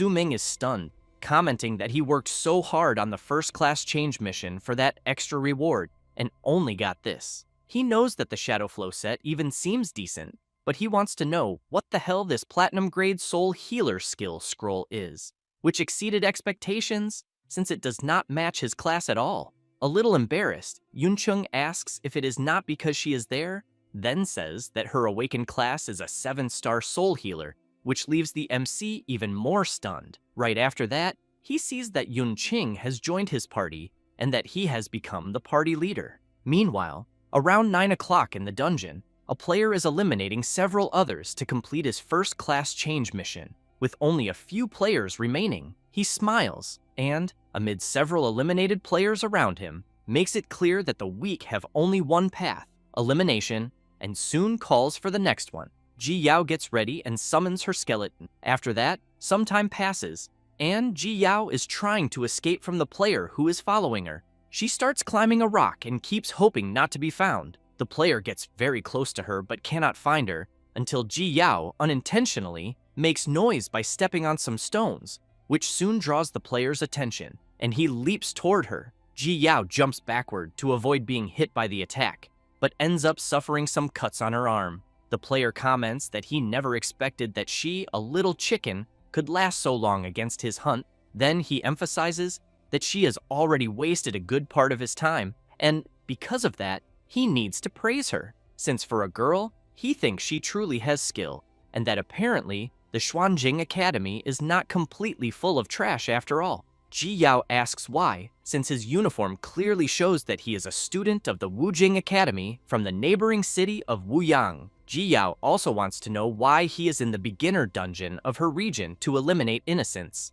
He laughs and replies that it is not for any special reason, but because his level 10 first class change mission ended up assigning him this task, in which he needs to eliminate 50 players. Ji Yao is surprised to hear this, and the player continues by saying that with a mission like this, he cannot simply go around eliminating everyone in the dungeon region of his own city, and therefore had no choice but to fly to the beginner dungeon of her region in his private jet and eliminate everyone he finds. However, the player tells her to blame her academy for being the one with the most trash students among all the cities in the region. That said, as he charges at her, he shouts that if she is going to pick on someone, she had better choose the easiest target. Ji Yao uses her ability to summon an undead basic skeleton, and while the player fights against the skeleton, he says that her little toys are too basic and cannot withstand a single blow from him. Then, he makes it clear that this time she will not escape. Therefore, he activates the Piercing Blood Blade's ability and launches the attack at her. Close to being hit, Ji Yao notices another attack coming, and this other attack manages to intercept the ability launched by the player from the other academy. At that moment, some people from Ji Yao's group appear, saying that they are there to provide cover for her. Ji Yao notices that they are those classmates from before, one of whom is Yan Zi. Meanwhile, the MC is receiving a system notice informing him that he will submit the treasure fragment, so he concludes that with this, the mission is complete. Thus, the system informs that the first class change mission has been completed, and because of that, the MC advanced to the first transition of the Sword God, gaining 10 points in all attributes. In addition, the Origin Sword body talent had its effect increased, the power of sword techniques increased by 2 times, the speed of sword techniques also increased by 2 times, and finally, with the proficiency gain of sword techniques increased by 3 times. Su Ming thinks that now he has even better chances to challenge the hidden boss of the dungeon he is in. Yunqing is impressed by something on her system, and the MC looks to the side to see what it is about. Yunqing receives a notice that the Soul Healer skill scroll was successfully used, and the obtained skill was Soul Surge, a platinum-level skill that consumes soul power to be activated, and when active, all party members gain 200% increased experience. Su Ming immediately goes to her system screen to check it, and, as soon as he sees it, cannot believe the amount of experience increase percentage that the skill will grant. Then, while observing her, he thinks that she randomly drew a god-tier leveling skill and, because of that, knows that her luck is very good. Thus, he soon gets an idea and stares at her even more. Then he points his finger at Yunqing and says that he changed his mind, emphasizing that earlier she asked him to help her clear the dungeon, and that, because of that, he thinks he will help her. While she gets excited, saying that the mercenaries her sister hired were all eliminated in the Goblin Den, and that with him, someone who soloed the Goblin Den while bringing her along, she thinks she will certainly be safer. Su Ming takes a deep breath and thinks that he really does not like this type of rich young woman who buys shortcuts with money, but for the sake of that skill, he thinks he will have no other choice. Then, he is surprised, as he is seeing a message from Ji Yao. Meanwhile, the player from the other academy is fighting against Ji Yao's group and, without much difficulty, manages to eliminate another player. Then he looks ahead and sees the demon sealing arrow skill coming toward him, but easily manages to deflect it with his weapon. Yanzi comments that he would not have imagined that the opponent they are facing would deflect his skill so easily. One of the group members, upon seeing his brother being defeated, runs desperately to try to help him, but ends up being hit by the piercing blood blade skill and is eliminated as well. Ji Yao comments that the guy they are facing is far too strong, and Yanze says that his teammates have all already been eliminated by the player. Ji Yao comments that the Wujing Academy really seems to have such a powerful awakened, and Yanze emphasizes that there are many with that level of strength, and that before challenging the beginner dungeon, he carried out an investigation. Thus, he explains that an awakened with superior strength who uses a blade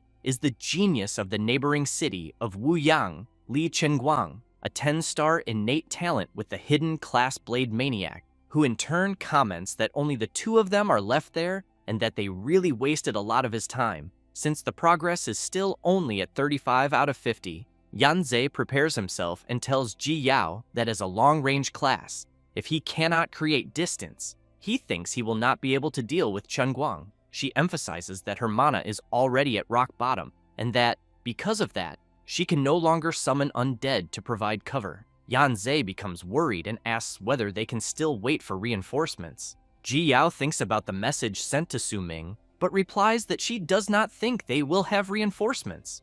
Chenguang laughs and says that apparently the two of them there are completely isolated and without help. That said, he charges forward shouting that he will first defeat the annoying archer. Ji Yao steps in front and, while blocking her opponent's charge, shouts for Yanzi to just run away. But Chenguang lands a powerful blow on her and tells her to stop overestimating herself. He then makes it clear that a weakling like her has no right to save anyone. Ji Yao, with no way to defend herself, can only wait for the worst. However, at that moment, a sword begins to fly rapidly and blocks Chenguang's attack. She is surprised, thinking it can only be Su Ming. He appears on top of a hill, asking if she is all right. Then he makes it clear that she has full ability to save everyone. He then thinks about the message she sent, where she said that the 9 o'clock area was dangerous, and that one should not approach it under any circumstances. The MC also begins to remember his past life and how Ji Yao did not fear danger to save him. Thus, he knows that in this life she encountered danger, and, recalling the message she sent, concludes that even so his friend prioritizes protecting others. Ji Yao comments that she had said by message that it was dangerous there, but is interrupted by the MC and is surprised, as she sees him step forward and say that she should not always worry about others first. Su Ming looks at her smiling and makes it clear that he will protect her as well. At that moment, Chenguang notices the MC's sword moving on its own and soon asks whether it could be a sword control ability. Su Ming grabs his sword, leaps toward Chenguang, and without saying a single word tries to strike him. While blocking the attack, Chenguang asks whether the MC is that 10-star sword controller. Su Ming becomes even more serious, applies even more force to his attack, and shouts, asking whether Chenguang is the guy who dared to hurt Ji Yao. Yanzi comments that the MC is truly incredible and that he will provide support from afar, since now he thinks they will have a chance to win. Then he becomes surprised and confused when he feels his HP being restored and quickly turns around to see who is healing the two of them. Yun Cheng says that she is the MC's teammate and introduces herself, but as she is exhausted, she falls to the ground out of breath, still saying that she will help them with healing. Yanze goes over to her and says that it is always great to have a healer in the group. Yun Cheng, with a very trembling voice, says that she is still not very familiar with her healing abilities and that she will need a bit more time. Ji Yao, feeling a little jealous, asks whether Su Ming had not said that he would not form a team and how he has a teammate at the moment. While being healed, Yanzi apologizes to Yun Qing for the trouble, but hopes that she can be quick, as it is dangerous for the MC to deal with Chenguang alone. The healer comments that he does not need to worry, which leaves him confused. While she continues healing, she says that Su Ming is very incredible, who in turn continues to frantically attack Chenguang without giving him an opening. He tries to withstand the MC's assault and wonders whether Su Ming is not just a sword controller, as he would not have imagined that he would have such a movement technique. As soon as the MC stops advancing, both retreat a little. Chenguang comments that this was already expected of a 10-star awakened as well, and that he has to admit that the MC's strength truly exceeded his expectations. Then he prepares himself and says that they will see that day whether he, Lie Chenguang, the 10-star blade maniac awakened of Wuyang City, is the strongest, or whether it will be Su Ming, the 10-star sword controller of Xuanjing Academy. The MC thinks about his opponent's name and reflects that he has heard of it before. He then knows that this guy was indeed someone important in his past life, but that he did not have the chance to meet him and did not expect to encounter him so early in this life. Thus, he smiles and, as he charges forward, says that he will see whether his sword is sharper or whether Chenguang's blade is harder. With that said, he strikes, but is blocked by Chenguang, who in turn counterattacks with the piercing blood blades ability. Su Ming wonders whether his opponent is really throwing flying knives at him so openly, so he repels the attack. But Chenguang laughs and says that the MC fell into his trap, activating his immobilization ability and locking Su Ming's movements.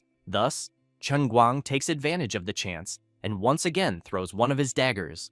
Su Ming still manages to control his sword and make it return, then activates sword control and makes his weapon strike the ground below, creating an explosion. In this way, he frees himself from the immobilization and dodges Chenguang's attack at the last moment. Su Ming smiles and makes it clear that now it is his turn to attack, asks for his sword to return, and soon commands it to attack Chenguang's back, saying that he wants to see him block without holding any weapon. With no way to defend himself, Chenguang is struck head-on by the sword controlled by the MC. He tries to endure the injuries, grabs his dagger, and charges at the MC, saying that now it is the MC who is without a weapon. Su Ming activates the Divine Shadow Step, and while Chenguang unleashes his Chaotic Shadow 5 Blades ability, the MC manages to dodge all the attacks, which makes Chenguang furious, wanting to know how his opponent suddenly increased his speed.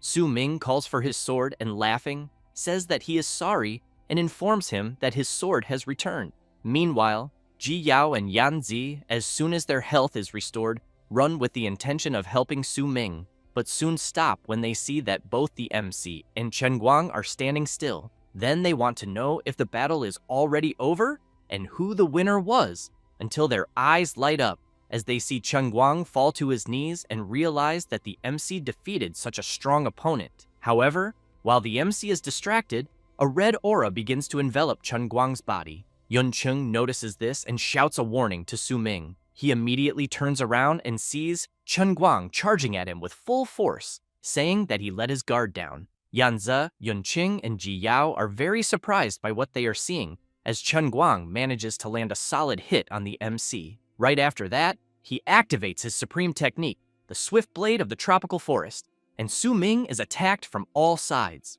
Chenguang begins to laugh like a madman and shouts, welcoming the MC to his blade formation. Ji Yao shouts, worried about her friend, and tries to go to help him, but Yanzi holds her back and tells her to calm down. He then makes it clear that she would only be eliminated in vain if she rushed into the middle of the enemy's ability. Ji Yao keeps shouting, asking Yanzi to let her go, because even if she is eliminated, she will try to save Su Ming, until she is stunned to hear the MC telling her to listen carefully. Ji Yao wants to know what he means, but he only tells her not to come closer.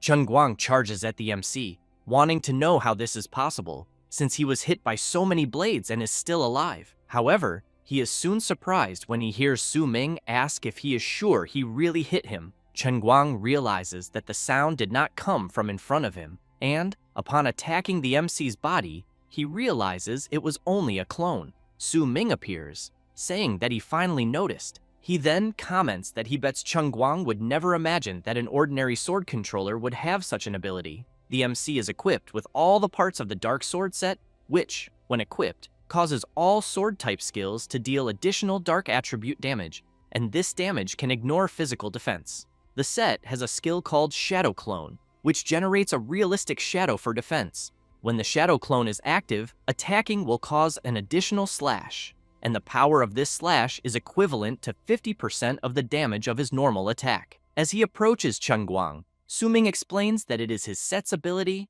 Chenguang becomes nervous and says that there is no set that can be collected in the novice dungeon, but that there might be only one way to obtain it. So he wants to know whether the MC has already completed the first class change. Ming replies that he guessed correctly and says that he completed the primary class change mission a long time ago. Chenguang, as he turns around furiously and ready to attack, says that the MC was faster. However, Ming shows no mercy at all and attacks first. After being attacked, Chenguang throws something shiny into the air, which leaves Ming intrigued. The glow becomes even stronger and ends up blinding Ming's vision. Yanzi comments that what they are seeing can only be a life-saving accessory. Yuncheng asks what he means. The archer explains that it is an item that allows the player to urgently escape the dungeon if used at a critical moment, and that it is not an item that can be farmed in the dungeon, since the item in question costs hundreds of thousands of advent coins.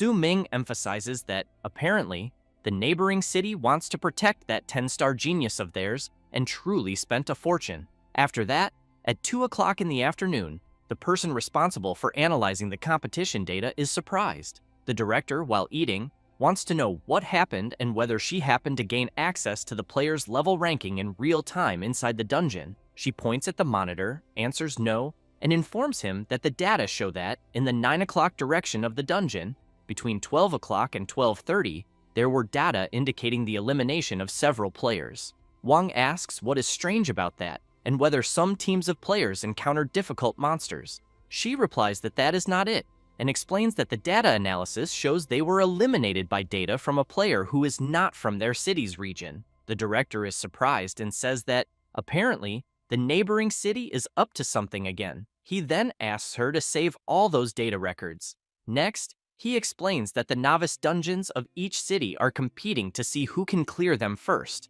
and that they, from Xuanjing Academy, as the ones lagging behind, have once again become easy targets in the eyes of certain people. Having said that, he wants to know how the situation is for the students attacking the dungeon at this exact moment. She says that the dungeon's progress is good, and that most of the transport areas have already been taken by the students, and that the limited dungeon images they can access in real time show some strong players already organizing large groups to begin attacking the dungeon boss level, and that leading the group is that son of the Zhang family, the 8-star innate magical hammer warrior, Zhang Tang. The director comments that, as expected, the blonde youngster is still full of potential, as he remembers that, a few hours ago, Zhang Tang was a level 6 competitor on the list, and that the regular final boss level of the novice dungeon is 12, and since he is leading a large group, he believes he must already be close to level 10. He then hopes that Zhang Tang can defeat the boss as quickly as possible to bring pride to the academy. At this moment, the other person responsible for analyzing the data reports that the real-time ranking data analysis has just come out, and that it is as the director guessed, Zhang Tang's current level is already 9, almost reaching 10, and that he is tied for first place on the real-time data list. Upon learning that Zhang Tang is tied with someone, the director considers that the other might be the student Yan Sei. The technician replies yes, and informs him that right behind them, in second and third place, are female students, explaining that they are the undead summoner Ji Yao at level 7 and the soul healer Jiang Yunqing at level 8. The director starts to worry and asks whether the technician has any information about the student Ming. He replies that, in the data for the highest level rankings, he has not seen the student Ming yet. The director asks him to look up what level the student Ming is at the moment. After a few minutes searching, the technician cannot believe what he is seeing and comments that the student Ming is at level 2. The director widens his eyes and asks how that can be. The technician explains that the data show that after Ming got the first blood, his level never increased again. After that, at 2:30 in the afternoon, the MC receives a system notification informing him that he has successfully eliminated the elite spike tooth beast, and, because of this, he advances to level 14, unlocking the hidden set appearance. Ji Yao is impressed, saying that in just a little over 2 hours of grinding monsters, they have already gained several levels. Yanzi also comments that he is already at level 10 and can already challenge the dungeon boss, and that the reason they managed to level up so fast is because of Yun Qing's experience buff skill, and that they need to thank her for that. She turns around and emphasizes that all of this is thanks to the MC for having given such an incredible skill. Ji Yao makes it clear that the team she is in now is truly amazing, because with Yun Qing's healing and experience increase, and Yanzi's precise long-range damage output, she thinks she can say that she can summon cute creatures to provide them with cover, but that the most important thing is having Su Ming, such an incredible player, leading them. He asks everyone not to be modest, since it is all due to their strength, because he is just riding on their light. Ji Yao asks whether he is being sarcastic, because she knows that if it were not for him saving everyone, she believes they would certainly have already been eliminated under Chenguang's blade. Then, she starts to remember when the MC jumped in front to defend her, and when he was fighting Chenguang on equal footing. Then, a little embarrassed, and with a different tone of voice, she emphasizes that watching Su Ming fight was so incredible and cool, and because of that, she believes that if their combo goes to challenge the dungeon boss right now, she thinks they will certainly be able to clear it easily. Su Ming comments that she is right, but makes it clear that unfortunately, his objective is not that ordinary boss. Saying this, he takes out a key and explains that what he wants is to challenge that even more powerful hidden boss, since he obtained the drop from the elite spike-tooth beast, the Water Ripple Key. Next, he explains that to find the hidden boss of the novice dungeon, one must first solve the 3 riddles guided by the dungeon data and collect the 3 corresponding items. At this moment, the system announces the first riddle, in which, when the silver moon hangs over the shore, the blue waves split and the red armor sleeps in the core of the cold abyss. Su Ming thinks about the riddle and concludes that there is no dungeon weather in the novice dungeon, so he smiles and says that this means the surface of the lake ahead, behind them, is exactly the location of the hidden boss. With that, the system announces the second riddle, in which the lake water turns into mist, using iris petals as a guide. Beneath the sinking sand, the armor still guards the ancient pact. Su Ming begins to think about a few moments since entering the dungeon, and soon says that since entering the dungeon, he has already collected the trigger item, the iris flower, from the monkey monster area as quickly as possible, so he knows that, combined with the Water Ripple Key obtained through the hint of the third riddle, it will work. He then asks the MC to hold the star pattern key to reflect the bottom of the lake, and 9 ripples circle the rock. The knight rests upon the sword, awaiting the light to break through the turbid waves. As soon as Su Ming completes the combination, a power around the key begins to emanate, and he comments that he thinks it was a success. Soon, everyone notices that the lake ahead is forming a whirlpool, and from the center of the lake, something begins to emerge, and says that, with the pact as a guide and the light of the stars as a call, a creature stands upon the waves, and the chant continues saying that the red-armored knight sleeping in the cold abyss will break the limit with the blue waves. At this moment, the system repeatedly announces that the hidden boss has appeared. This is the Lake Guardian, the Lost Knight. Yanzi and Ji Yao enter the group, and Su Ming becomes the leader once again, who soon asks everyone to prepare for battle. Having said that, the system announces that the hidden boss challenge has just begun. However, 15 minutes later, while everyone is hidden, the system warns that the red-armored knight is seeking a hostile target.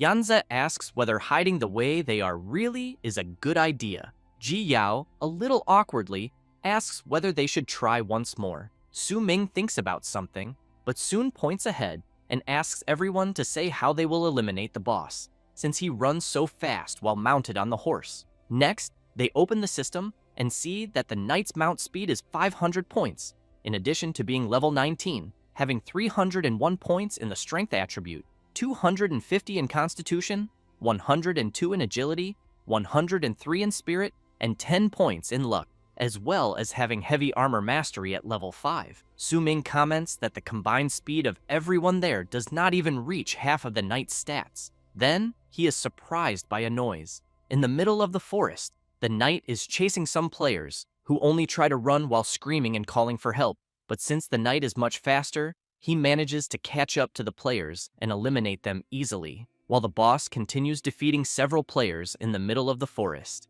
The MC's group leader hears the players' screams from afar. Yanzi comments that he thinks this is already the third wave of nearby players that have been wiped out by the knight. Yunqing comments that since they were responsible for summoning the hidden boss, they need to hurry up. At this moment, Ji Yao comes running back, saying that she did as the MC ordered. A little tired, she explains that they used all the group's mana potions and prepared that delaying trap. Su Ming comments that she did a good job and asks Yanzi and Yunqing to follow the planned action. The MC thinks that in his past life, he did not challenge the hidden boss of the novice dungeon, and that most awakened would not risk summoning a hidden boss in the novice dungeon right after awakening, in addition to the fact that the novice dungeon can only be challenged once in a lifetime. Therefore, he knows that there are not many people who know the true face of the hidden boss in the novice dungeon, since only in some vague records can one find the riddles of that solution method. But fortunately, he memorized them all. However, he did not expect that the hidden boss's equipment would include a mount with 500 speed, so he believes that to eliminate it, they will need to knock him off the horse. Thus, he gives the signal, and Yanzi soon prepares his multiple hunting shot skill and fires it toward the knight. The attack goes all out, but the boss easily manages to repel the attacks with a simple sword slash, which in turn activates heavy armor mastery. From the top of the cliff, Yanzi thinks that the knight has heavy armor mastery at level 5, and that, because of this, he believes his archery skills caused almost no damage to him. However, at that same moment, the Lake Guardian of Blood is locking the aggro target onto the archer, and as soon as he realizes this, Yanzi shouts for Yunqing and tells her that the aggro has shifted to him. She replies that she understands and soon begins to blow on the campfire she just made to spread a lot of smoke. Su Ming keeps in mind that the first step was for Yanzi to lure the boss back with his precise long-range skills. The second step is for Yunqing to create smoke in the area the boss has to pass through to confuse his vision. Since he knows this trick was learned in the goblin's lair, the knight begins to search for his target in the middle of the forest, and soon becomes surrounded by a lot of smoke, but then hears something and comes across several skeletons trying to attack the horse. Ji Yao activates her delayed trap release skill, and while the area skill duration is 3 minutes and 25 seconds, she thinks that if it were not for Su Ming, she would never know that the basic summoning skill can combine a large number of summoned monsters into a delayed trap spell. The boss attacks the skeletons so as not to be knocked down, but soon notices something approaching from behind. Yunqing activates her magic absorption slowing technique, and while he is hidden, the MC thinks that the third step is to use the skeleton trap prepared in advance by Ji Yao to restrain the movement of the boss's horse, and that combined with Yunqing's slowing magic, they would be able to lock the boss's movement at the same time. He knows he has to admit that if it were not for their cooperation, he might not really be able to solo the knight. Thus, he leaps toward the boss, grabs his arm, and upon seeing that he has a firm hold, kicks the horse.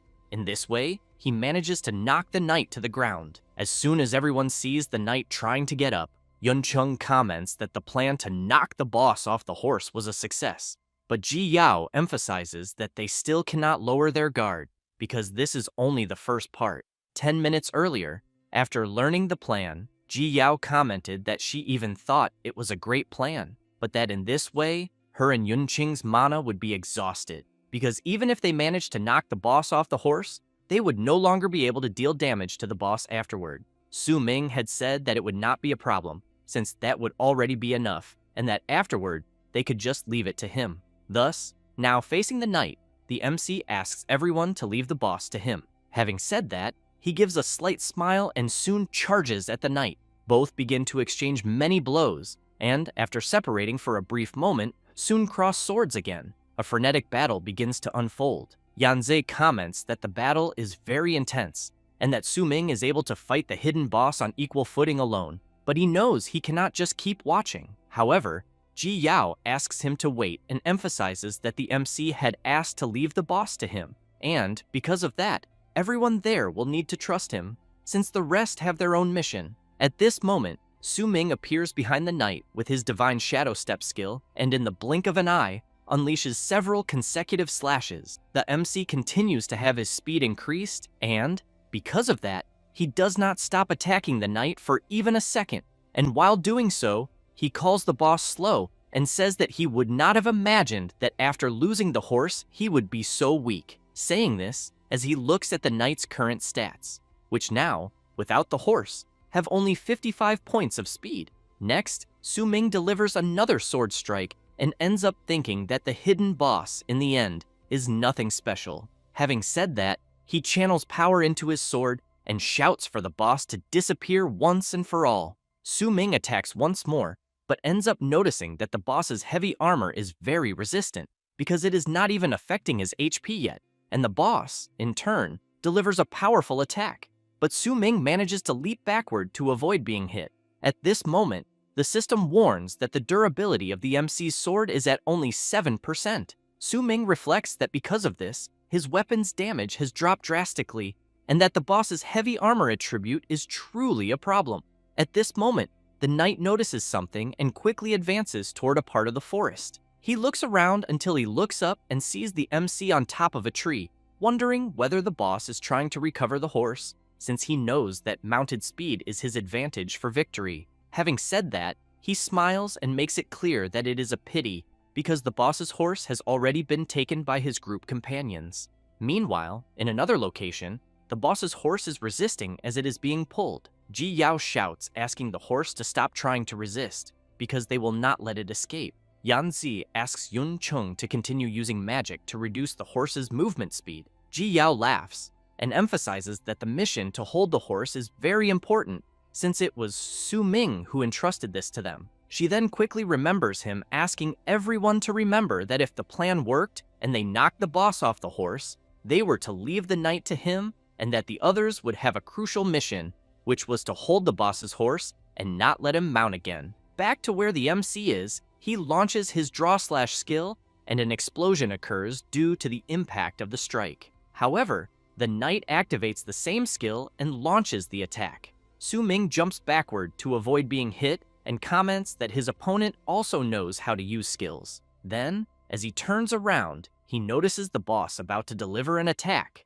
but quickly uses the sword control skill and blocks the knight's attack at the last instant. While he continues controlling the sword, the system informs that his weapon's durability has 3% remaining. Even so, Su Ming continues pressing forward, and this time lands a kick on the knight. The MC keeps in mind that he cannot waste any more durability on his weapon, and, upon observing the boss with his eye of perception, concludes that the creature's heavy armor is about to break. Thus, taking advantage of the boss being down on the ground, he controls his sword with the intention of delivering a final attack. However, the knight wanted exactly that, and, seeing the MC coming at him, anticipates his movement, counterattacks, and after getting the opening he wanted, grabs the MC by the neck and with the other arm, delivers a powerful attack to Su Ming. However, the boss ends up confused when he sees his opponent's body disappear out of nowhere. Su Ming appears from within the forest, saying that this move is truly effective against both players and monsters,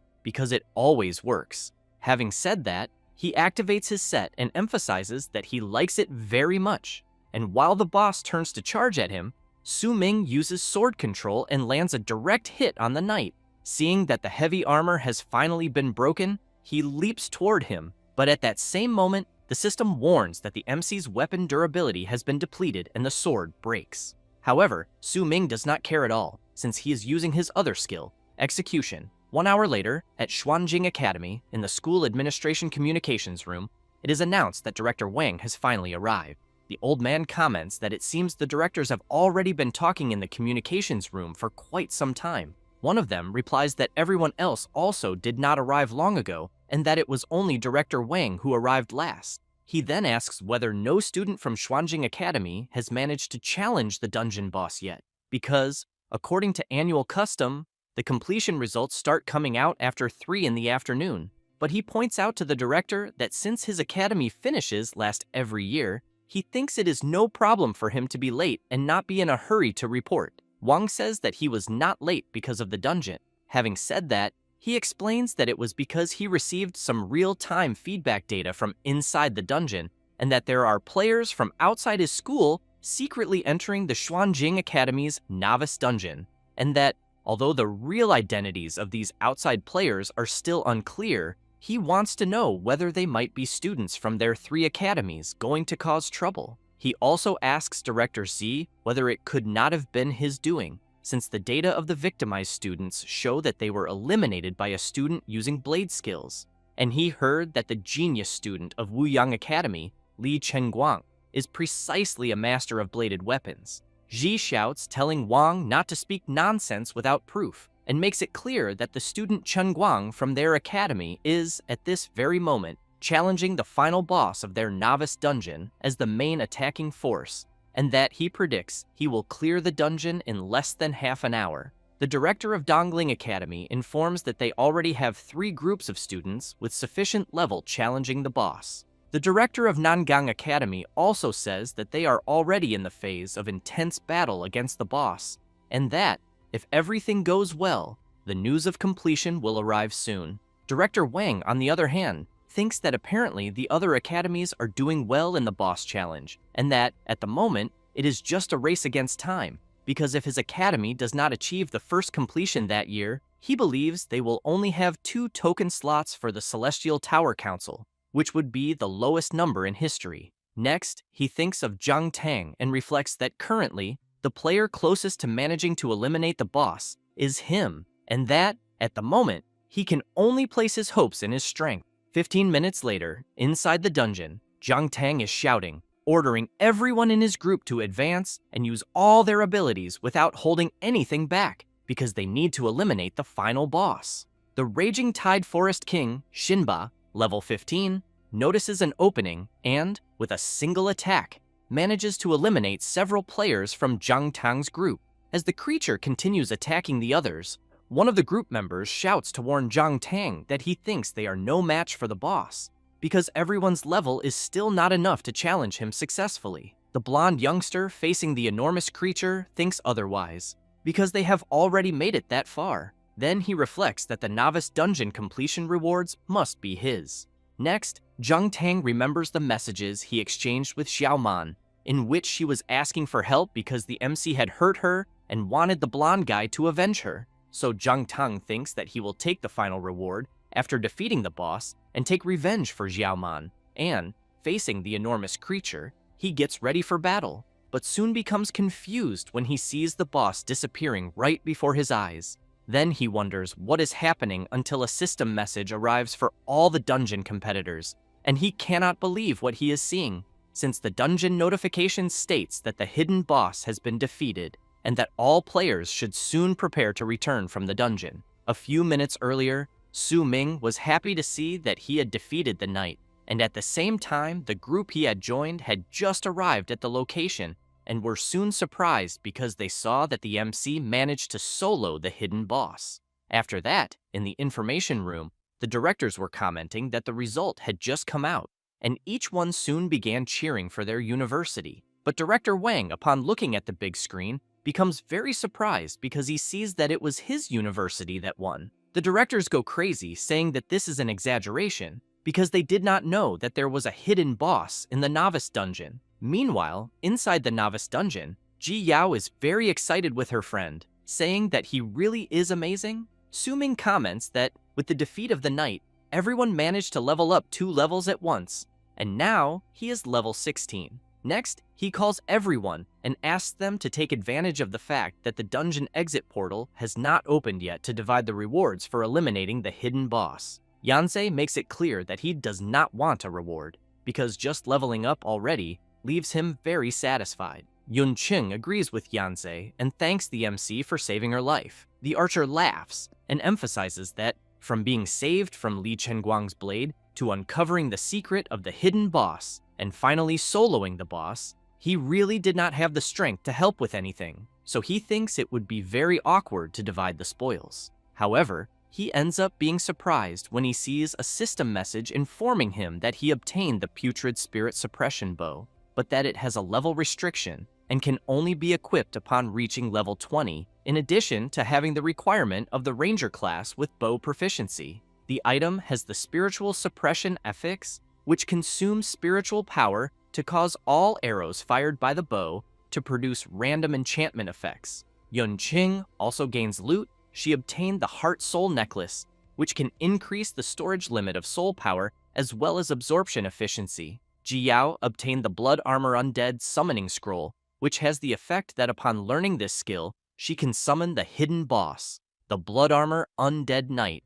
and the attributes and level of the summon depend on the attributes and level of the summoner. Su Ming comments to everyone that, as they can see, the spoils left by the hidden boss are all related to exclusive rewards for their classes. Having said that, he thinks about what everyone did and explains that this means it is not only he who recognizes everyone as part of the success in eliminating the hidden boss, since apparently the novice dungeon also recognizes them, in addition to knowing that if it were not for them, he would never have completed the challenge. At that moment, a voice congratulates the challengers for clearing the Furious Tide Flowers Rank F dungeon and informs them that the time spent inside the dungeon was 8 hours and 20 minutes. Su Ming comments that it seems time is up and that it is time to leave, and soon a portal appears behind the MC's group. Su Ming, while walking straight toward the portal, comments that the contribution rewards of each player for the dungeon challenge will be settled in the real world after everyone leaves, and that an exit portal will appear beside each living player, so he emphasizes that everyone should be proud.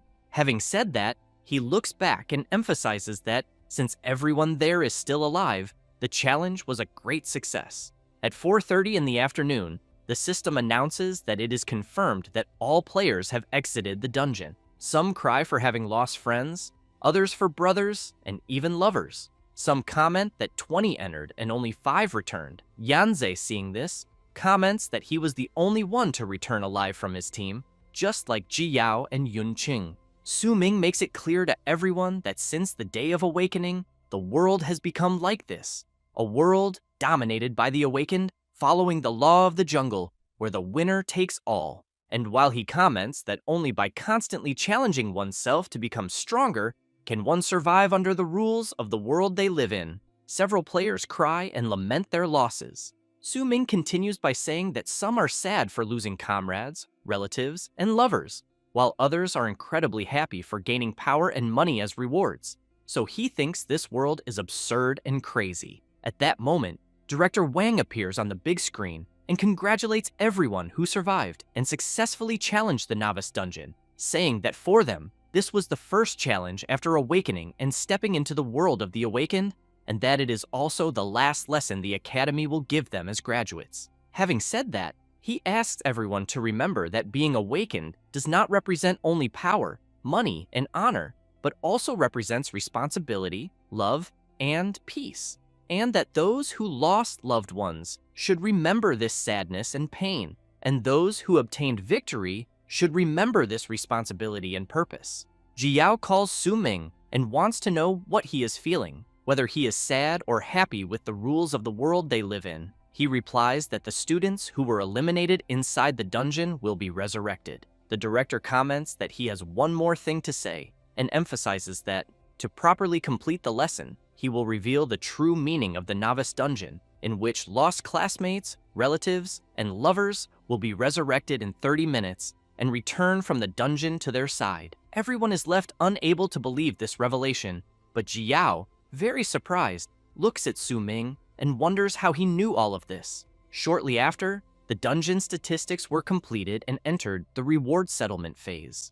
The player, Li Guangran, eliminated 3 frenzied rabbits and 1 reverse feather chicken, totaling 4 monsters eliminated, and her total contribution value in the dungeon was 0.03, and she obtained 16 advent coins. The player Song Jue eliminated 1 sharp-clawed cat and had 0.06 total contribution value in the dungeon and obtained 22 advent coins.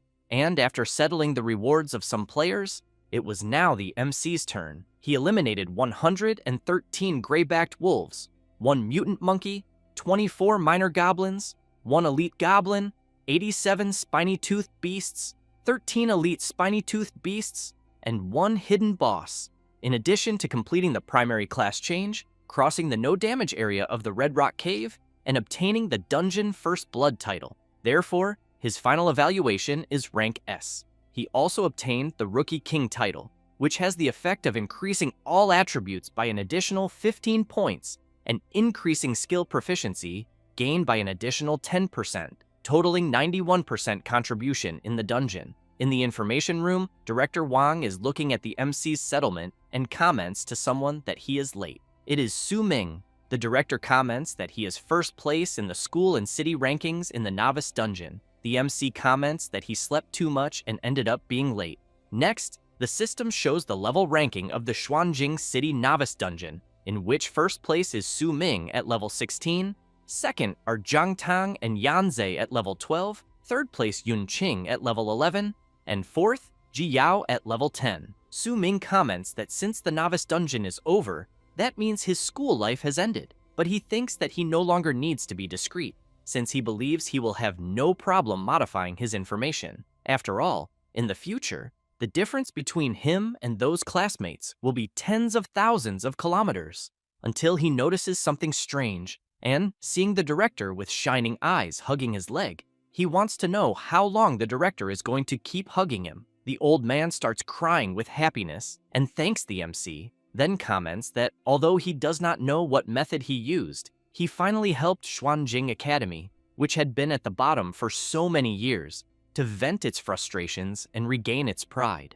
Having said that, he comments that, as the MC knows, after the completion information came out, Old C from Wuyang Academy was left speechless, and that before, at every school meeting, he loved to mock others. So he really wants to see if he will dare to talk nonsense in the future. Su Ming wants to know what place that guy named Lie Chenguang from Wuyang Academy ended up in. The director says that the manic blade genius that everyone bet on ended up only in 3rd place in the ranking of all academies. Su Ming is pleased to hear this, but the old man continues saying that he heard around that it was because Lie Chenguang suffered serious injuries in an accident in the middle of the dungeon, which delayed the time to eliminate the boss. However, he wants to know how Su Ming managed to eliminate the hidden boss, because even with a 10-star talent, he knows that Su Ming is just a sword controller, a class that is weak in the early stages, since from what he knows about him, Su Ming is not from an influential noble family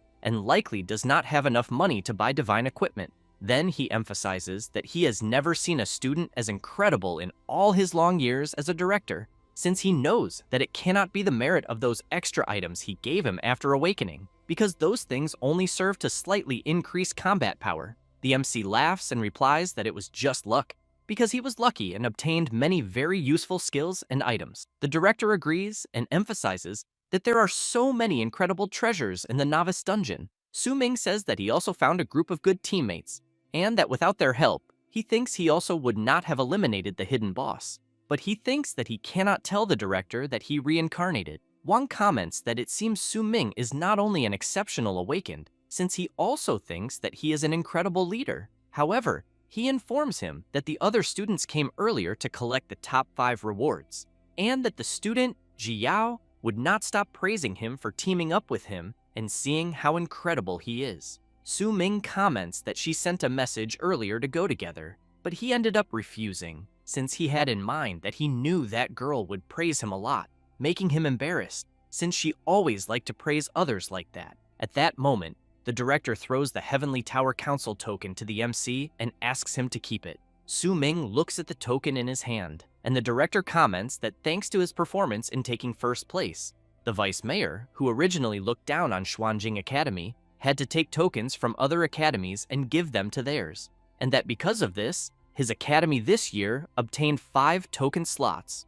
which were given to him, Ji Yao, Yanzhe, Yun Qing, and Zhang Tang. In addition, it is also time to explain the importance of the Heavenly Tower Council token. The MC calls the director and comments that he does not need to explain, because he knows very well what it is, since the Heavenly Tower Council is the place that many newly awakened dream of, and that generally, after a student challenges the novice dungeon, he graduates from the academy and officially enters the world of the awakened. Therefore, He knows that most people can only accept beginner-level dungeon training in the following days, challenging step by step and playing it safe, but the risk of improvement is high, and the speed is slower. However, having the qualification of the Heavenly Tower Council is something different, since those who possess the Heavenly Tower Council token have a much faster training channel, and although the challenges inside are varied, the enhancement rewards are many bane and fast.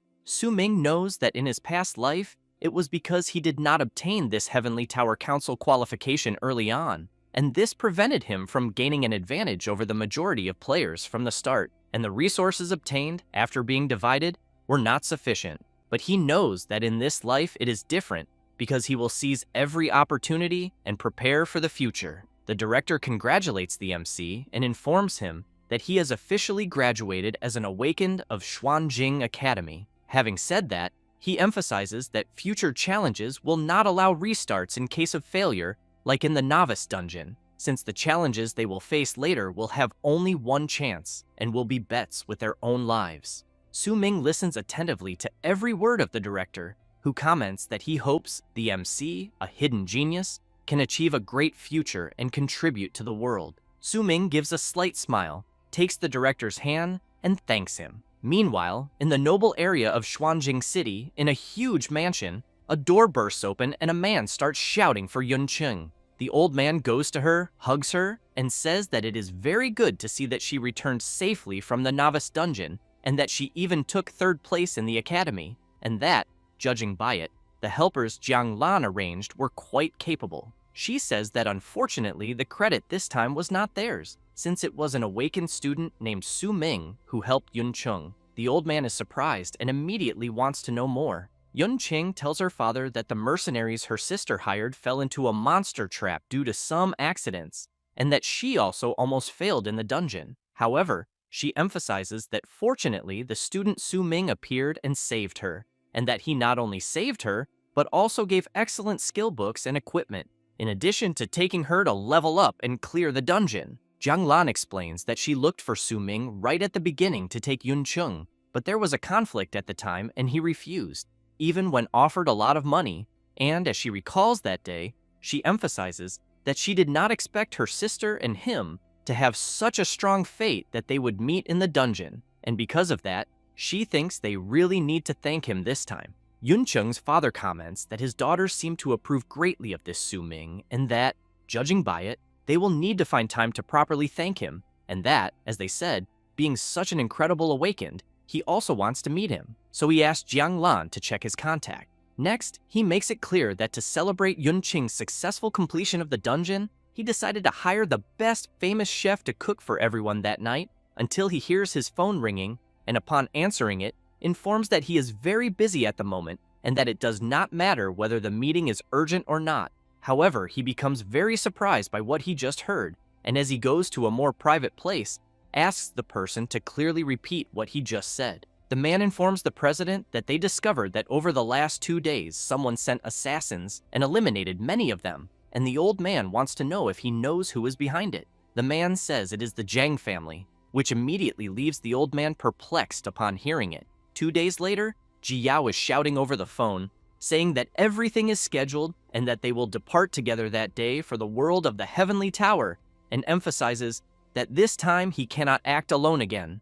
Ming replies that he understands, because over the last 2 days, he has already prepared everything he needed and that he will meet up with them soon. After hanging up the call, the MC starts thinking about the Heavenly Tower Council, and soon remembers Director Wang saying that to go to the Heavenly Tower Council, he would only need to use the token, which serves to summon the portal to open the destination, and that this portal can only be accessed by those who obtain the qualification of the Heavenly Tower Council token. Therefore, the MC takes the token in his hand and raises it to activate it, and the system announces that the qualified individual has been identified. Then, an intense glow begins to appear, and a portal opens before the MC, who becomes excited, thinking that he will dive headfirst into the new challenge of the Heavenly Tower Council. Already at the Heavenly Tower Council Tower, Ming slowly passes through the portal, and, as soon as he fully passes through it, he finds himself before the enormous 100-story tower, the territory of the Heavenly Tower Council. Su Ming looks at her and thinks that, in his past life, he only had the chance to come there much later, purely by coincidence. And as he looks around, he reflects that apparently many challengers from all over the country who obtained the tokens are still being continuously teleported there. So he concludes that being able to challenge that place once again will be quite exciting. After that, he arrives at a door and raises his token to scan it, and it does not take long before he is successfully identified and a door opens in front of him. He is soon surprised since he sees many people there and a system notice asking the challengers to wait for the start of the ceremony in the first floor hall. Su Ming actually wants to know why the lobby there is different from his past life, and after taking a good look around, he concludes that in this life the place is much larger than before. At that moment, Ji Yao and the others arrive calling Su Ming and saying that he finally arrived. The MC laughs and says that apparently they arrived much earlier. Ji Yao gets nervous and makes it clear that they have been there for a long time, so she wants to know why he never likes to act in a group. Su Ming asks whether he had not asked if all of them agreed to go there together, and comments that they have already become friends. Ji Yao replies that after going through the hardships of the novice dungeon, they are all good friends and battle companions. Having said that, she explains that from Xuanjing Academy, only they managed to qualify to go to the Celestial Tower Council, and therefore, they do not know what may happen from then on, and that acting together always ensures they take care of each other. Suddenly, a man appears shouting and charging straight at the MC. It is Zhang Tang who tries to throw a punch, but Su Ming easily dodges, and the blonde wants to know if they forgot that he is also part of this. The people around immediately start commenting that apparently someone is fighting. Ji Yao immediately shouts, asking what Zhang Tang's problem is. Furious, he replies that it is because of what the MC did to Xiaoman, and that at that moment he will settle the score with him, since during the novice dungeon, Su Ming hid very well, and he could not find him. He then comments that he really did not expect him to have also obtained the qualification for the Celestial Tower Council. Ji Yao, intrigued by the blonde mentioning the matter involving Xiaoman, asks what happened. Su Ming asks her to stay calm, and to Zhang Tang, asks him to stop these troubles with Xiaoman, and emphasizes that they will not be able to resolve this matter there that day, because battles are not permitted where they are. Having said that, a voice announces that a conflict incident has been detected, and as a powerful lightning bolt strikes Zhang Tang, the voice makes it clear that no behavior that disrupts the order of the Celestial Tower Council is allowed. The blonde falls to the ground and tells the MC not to think that he will be able to escape. Su Ming laughs and emphasizes that there are people up above watching everything, and that after this at the Celestial Tower Council is over, they will settle things properly. A man from afar simply watches what is happening, while some people comment among themselves that although it seems there is no one receiving them, in reality they are being observed, and that truly, there at the Celestial Tower Council, things are not so simple. After that, the MC calls his friends to follow him. Ji Yao wants to know why he wants to go to another place, since the ceremony has not yet begun, and thinks they should wait for it to start and then read the challenge guide. Su Ming explains that they do not need to stand in line with the others reading guides, because that is for those who are going there for the first time, and that the secret lies in the seats. Ji Yao becomes intrigued and soon wants to know if it is also not his first time there. He asks his friends to observe carefully, because all they need to do is sit silently in the seat for a while, and she soon becomes surprised. The MC explains that the Celestial Tower Council's selection system will appear as soon as they sit down. The system welcomes the new challengers to the initiation challenge of the Sky Tower Association, the 100-layer tower challenge. Immediately, everyone sits down to also receive the system notification. Su Ming says that he is still climbing the tower and completing the stages, and that completing the 100-level tower challenge will be linked to the evaluation of his ranking after entering the game. Ji Yao wants to know if it will be a tower climbing competition. The MC replies that it is exactly that, and emphasizes that the higher the level challenged, the higher the final ranking obtained, but makes it clear that if everyone challenges the same floor, the ranking will be determined by the time the challenger took to climb the tower and by the difficulty of the challenge. Ji Yao comments that, in the end, the climbing time is also a factor to be considered.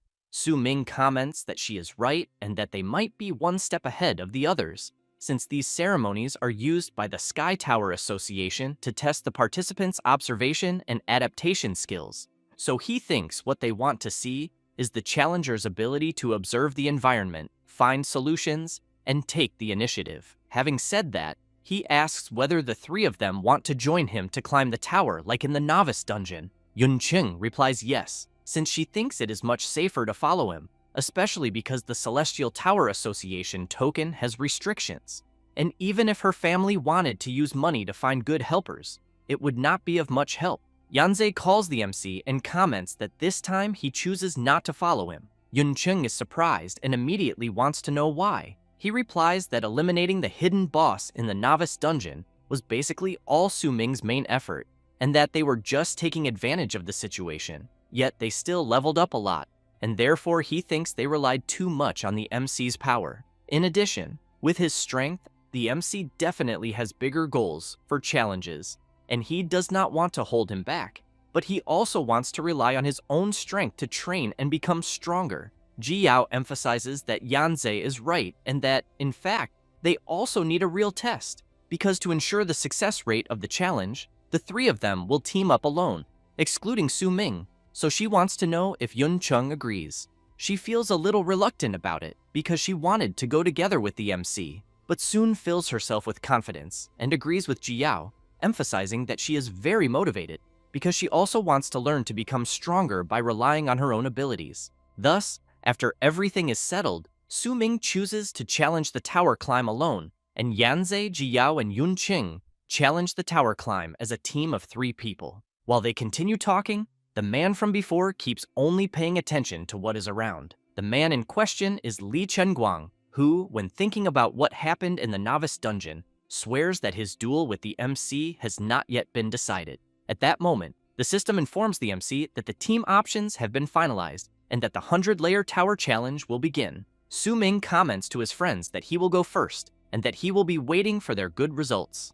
The 3 ask the MC to go all out and emphasize that they will also do their best. It does not take long, and Su Ming is soon taken into the challenge. Upon arriving, he passes through the portal and already receives the system notification that he was the first player to enter the 100-layer tower challenge. He thinks that he is feeling a very familiar sensation until another system notification arrives, informing that the MC's first opponent will be the Furious One. A portal begins to take shape right before his eyes, and the creature starts to pass through the portal. But the MC becomes a little confused by the creature he is seeing, since in front of him there is a Qingyuan free-range chicken, and he wonders why the challenge he is in is different from his past life. Su Ming does not waste time and charges at the creature, grabbing its neck, and while holding the free-range chicken firmly, he really wants to know how a monster on the first floor can be a chicken, since he remembers that in his previous life, when he challenged the same place, the monster he encountered on the first floor was a level 5 monster called the Purple-Furred Evil Tiger.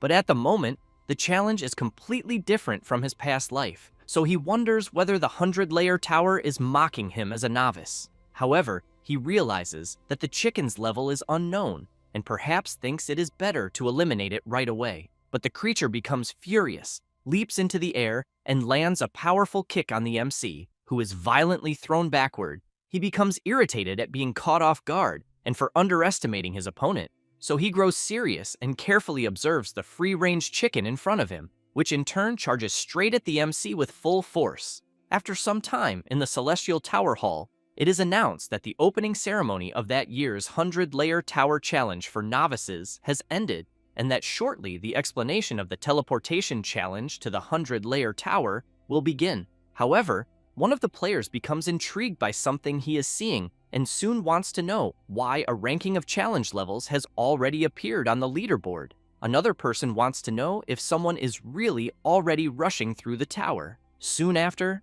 everyone sees that first place belongs to that 10-star genius from Wuyang City, and it does not take long for a notification to arrive that Lie Chenguang has completed the 2nd floor, and everyone comments that it can only be the Blade Maniac. Meanwhile, the MC is still fighting the free-range chicken, which in no way stops advancing towards Su Ming, who is constantly forced to retreat to avoid being hit head-on by the creature. While Su Ming activates his stealth step, he reflects that the attack speed of this skill is as fast as a bullet, so he charges straight at the chicken and strikes. But the creature manages to dodge once again. Then, the MC reflects that the power of his explosion is also very strong. However, the country chicken gains momentum, jumps into the air, and activates its Coup Fury skill. The creature increases its speed incredibly and moves from side to side until it lands a direct hit on the MC, who in turn thinks that the creature's attack is far too violent and that his current active skills, loot slash and sword control, are not working very well in the situation he is in.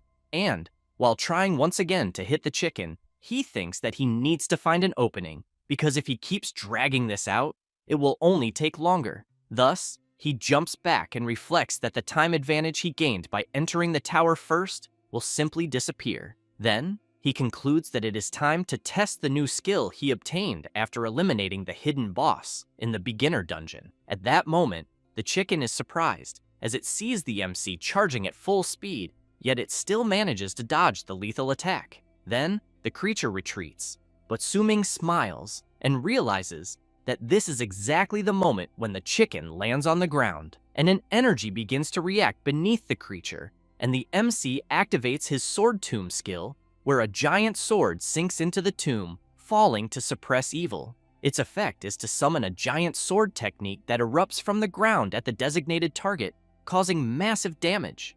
Ming waits for the dust to settle and wonders if it worked. However, when he looks up, he sees the country chicken completely unharmed. He then becomes nervous, thinking that apparently this will never end, since he had thought that the strength of this chicken seemed ordinary and that it did not look at all like an opponent one would encounter on the very first floor, until he gets an idea and questions whether his opponent is not just an ordinary chicken.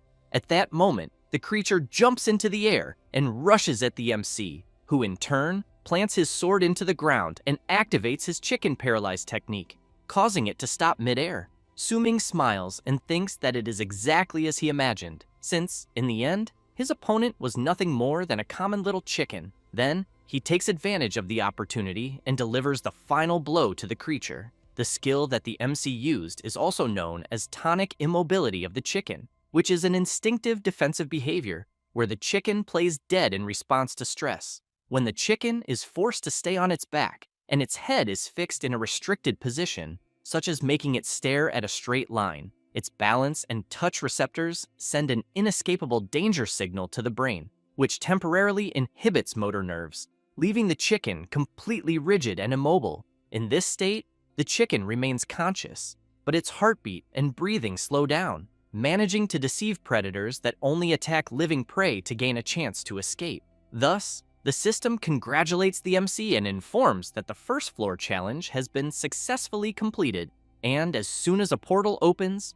Ming walks toward it and thinks that the chicken had a strength far beyond what the first floor should have. Then he concludes that what was being tested was not strength, but intelligence, and that, apparently, the 100-floor tower of this reincarnation is quite interesting. And, upon checking the tower ranking, he sees that first place is held by Lie Chenguang and thinks that, apparently, other challengers have also begun climbing the tower, and that the time advantage he had is already gone. But he smiles and reflects that this only served to ignite his fighting spirit even more. And, in this race to climb the tower floors, first place will certainly be his. Meanwhile, the participants are informed that all the rules have been explained, but lastly, what remains is the registration method for the 100-floor tower challenge, where, from the moment they entered the place, the seats on both sides were autonomous registration points for the challengers. With that said, the challengers are asked to sit in their respective challenge seats. Everyone gets nervous and rushes over, commenting that they did not know it would be something this simple and that, apparently, this was a trap, since they had been listening to the long and boring opening ceremony. While some begin looking for a place to sit and say that the competition is a race against time, others comment that it was obvious from the start that it was possible to enter the tower through the seats, and that it is no wonder that the blade maniac Lie Chenguang is already on the ranking. At that moment, the big screen shows that Lie Chenguang has already completed the 6th floor, which makes the challengers even more excited. Then a guy is surprised to see that the ranking has just updated with new positions. In 3rd place, the team led by Ji Yao has just completed the 4th floor. However, he becomes even more surprised with another update on the board, as another person is also in third place, with the name God of Massacre, but with the ID of being the first to enter the tower. A few moments earlier, Ming was receiving a notification about his reward for successfully completing the first floor, where the reward was a customized title. And upon passing through the portal to the second floor, he wondered what the purpose of this title he received as a reward was, since he clearly remembered that, in his past life, after eliminating the guardian monster of the first floor, the reward he received was a small wooden chest, and inside was an almost useless healing potion, and not any title. The system asked the MC to input the desired title, and he thought that many things had changed in his regression, and wondered if it was because he had been reborn, and, as he had no other alternative, the only option was to accept and move forward. And, after thinking of a cool title, he knew that he could use his class from his past life as a title. So he chose the title God of Massacre. Thus, the system informed that the challenger whose ID was 01 Ming in the display of the 100-floor tower challenge had been changed to God of Massacre. However, this left the MC even more intrigued, as the title replaced the name on the panel. At that moment, Ming receives another system notification, but this time informing that the Guardian boss has appeared. The MC takes his sword and thinks that this is exactly what he wanted. A level 3 flying bat appears, but Ming, not wanting to waste any more time, completely defeats the creature. And the ranking is updated, informing that third place occupied by God of Massacre has completed the second floor. The participants are surprised as only 1 minute had passed and this so-called God of Massacre has already cleared the second floor. A few minutes later, the MC eliminates the level 5 troll hunter on the third floor, and the system informs that he has successfully completed the third floor. Then, once again, without much difficulty, Ming eliminates the level 6 three-eyed herbivorous monster on the fourth floor. The people who are still outside the tower challenge cannot believe the incredible speed at which the guy named God of Massacre is climbing the tower floors, as in less than 10 minutes he climbed 2 floors at once and is catching up to second place. However, they know that even so, Lie Chenguang, who is in first place, does not want to fall behind, as he has already reached the 8th floor. Meanwhile, the MC, upon passing through the portal, sees that the Blade Maniac has already cleared the 8th floor. Then, he gets excited, thinking that this race is becoming more interesting than he had imagined. And, thinking about the time he lost on the first floor, he believes that Lie Chenguang must consider that as an advantage he gave him, but that now he will advance with full force. At that moment, the level 7 three-headed dog of the 5th floor begins to appear, and without wanting much talk, Ming charges straight at the creature, saying that he will not even wait for it to come out of the portal. A few minutes later, Ji Yao's group has just eliminated another creature. She comments that it was close, but they still cleared another floor, and that, with her summons on the front line, Yansei can focus on total damage, and Yun Qing takes care of control and healing. With that said, she emphasizes that the team's coordination is getting better and better until she hears Yun Qing shouting, calling them to see something. She says that it is Ming, since in a very short time he climbed the tower ranking, but that the surprising part is not that, but rather that he has already reached second place after completing the 7th floor. Meanwhile, Lie Chenguang is eliminating another creature and successfully completes the 9th floor. He smiles and thinks that the monsters on the 9th floor have started to be a bit more troublesome, and that apparently now it will begin to be a real challenge. But he knows it will still not be any problem, since he has in mind that following the rules, on the next floor, the 10th, whoever clears it first will receive an extra reward. And upon seeing that God of Massacre is in second place, he assumes that based on the ranking he saw, the guy with the title God of Massacre who climbs so fast can only be the sword controller Ming. Although he does not understand why, being the first to enter, he delayed so much on the first floor, but he knows that even if he is making up for lost time now, there is no way he can be faster. So he concludes that the extra reward of the 10th floor is already his, until, when he looks to the side, he is quite surprised as he sees that the MC has just completed the 9th floor as well. Meanwhile, Ming is waiting for the creature of the 10th floor to come out of the portal, and as soon as the creature emerges, the MC sees that it is a level 15 Furious Minotaur. Outside the tower, some people are wondering why more and more people are watching the ranking and whether they should not also be climbing the tower. Others comment that, for now, it does not matter to climb later, since, in any case, they will not be able to match the speed of the top-ranked challengers. Back where the MC is, he is toying with the creature and, after landing another blow, asks what is going on and whether the furious Minotaur can no longer endure. The huge creature drops to its knees with low HP, and the MC comments that his opponent only lasted 30 seconds. With that said, he grabs his sword and, while channeling his power into it, comments that the Minotaur's weakness also helped in his climb through the tower, and that it was a great contribution. Thus, he activates his sword strike skill and eliminates the creature once and for all. And soon, the system informs that the MC has successfully completed the 10th floor, and that, as he was the first challenger to complete the 10th floor of the Celestial Tower Council in this edition, he will receive an extra reward. Meanwhile, someone is slowly opening their eyes and hearing someone say that the pulse is normal. The nurse is surprised to see that the patient has finally woken up. Zhang Tang is startled when he realizes that he is in the infirmary, and the nurse explains that he fainted after being electrocuted for causing trouble in the 100th-floor tower. The blonde guy feels embarrassed when he sees that the nurse is very beautiful, but he knows he cannot think that because his heart belongs only to Xiaoman. But as soon as he thinks of her, he immediately remembers the MC. A few minutes later, after going to the ceremony hall and thinking that he will take revenge, he realizes that there is no one left in the hall, and that, apparently, all the challengers obtained the Celestial Tower Council tokens and have already begun climbing the tower. Then he becomes desperate, thinking that he has been completely left behind, in addition to knowing that his level will certainly no longer catch up to that damn Su Ming. Then he shouts, saying that he ended up being too impulsive and that he should not have been so reckless. And, remembering what happened before, he thinks that it is all the MC's fault, since he believes that he must have already known the rules there and that it was a trap he set up. But even so, he knows that he needs to find a way, since he is the young master of the Zhang family, until he thinks of something and, while grabbing his phone, thinks that even if his level does not reach that of the other challengers, it does not matter. But he cannot let the MC go unpunished, even if he has to use his family's power. Thus, he sends a message to a certain person. In the message, he is asking them to use his family's connections to eliminate someone. Zhang Tang laughs and thinks that it is the only way, and that he did not want to go this far. But it was Su Ming who forced him to do this.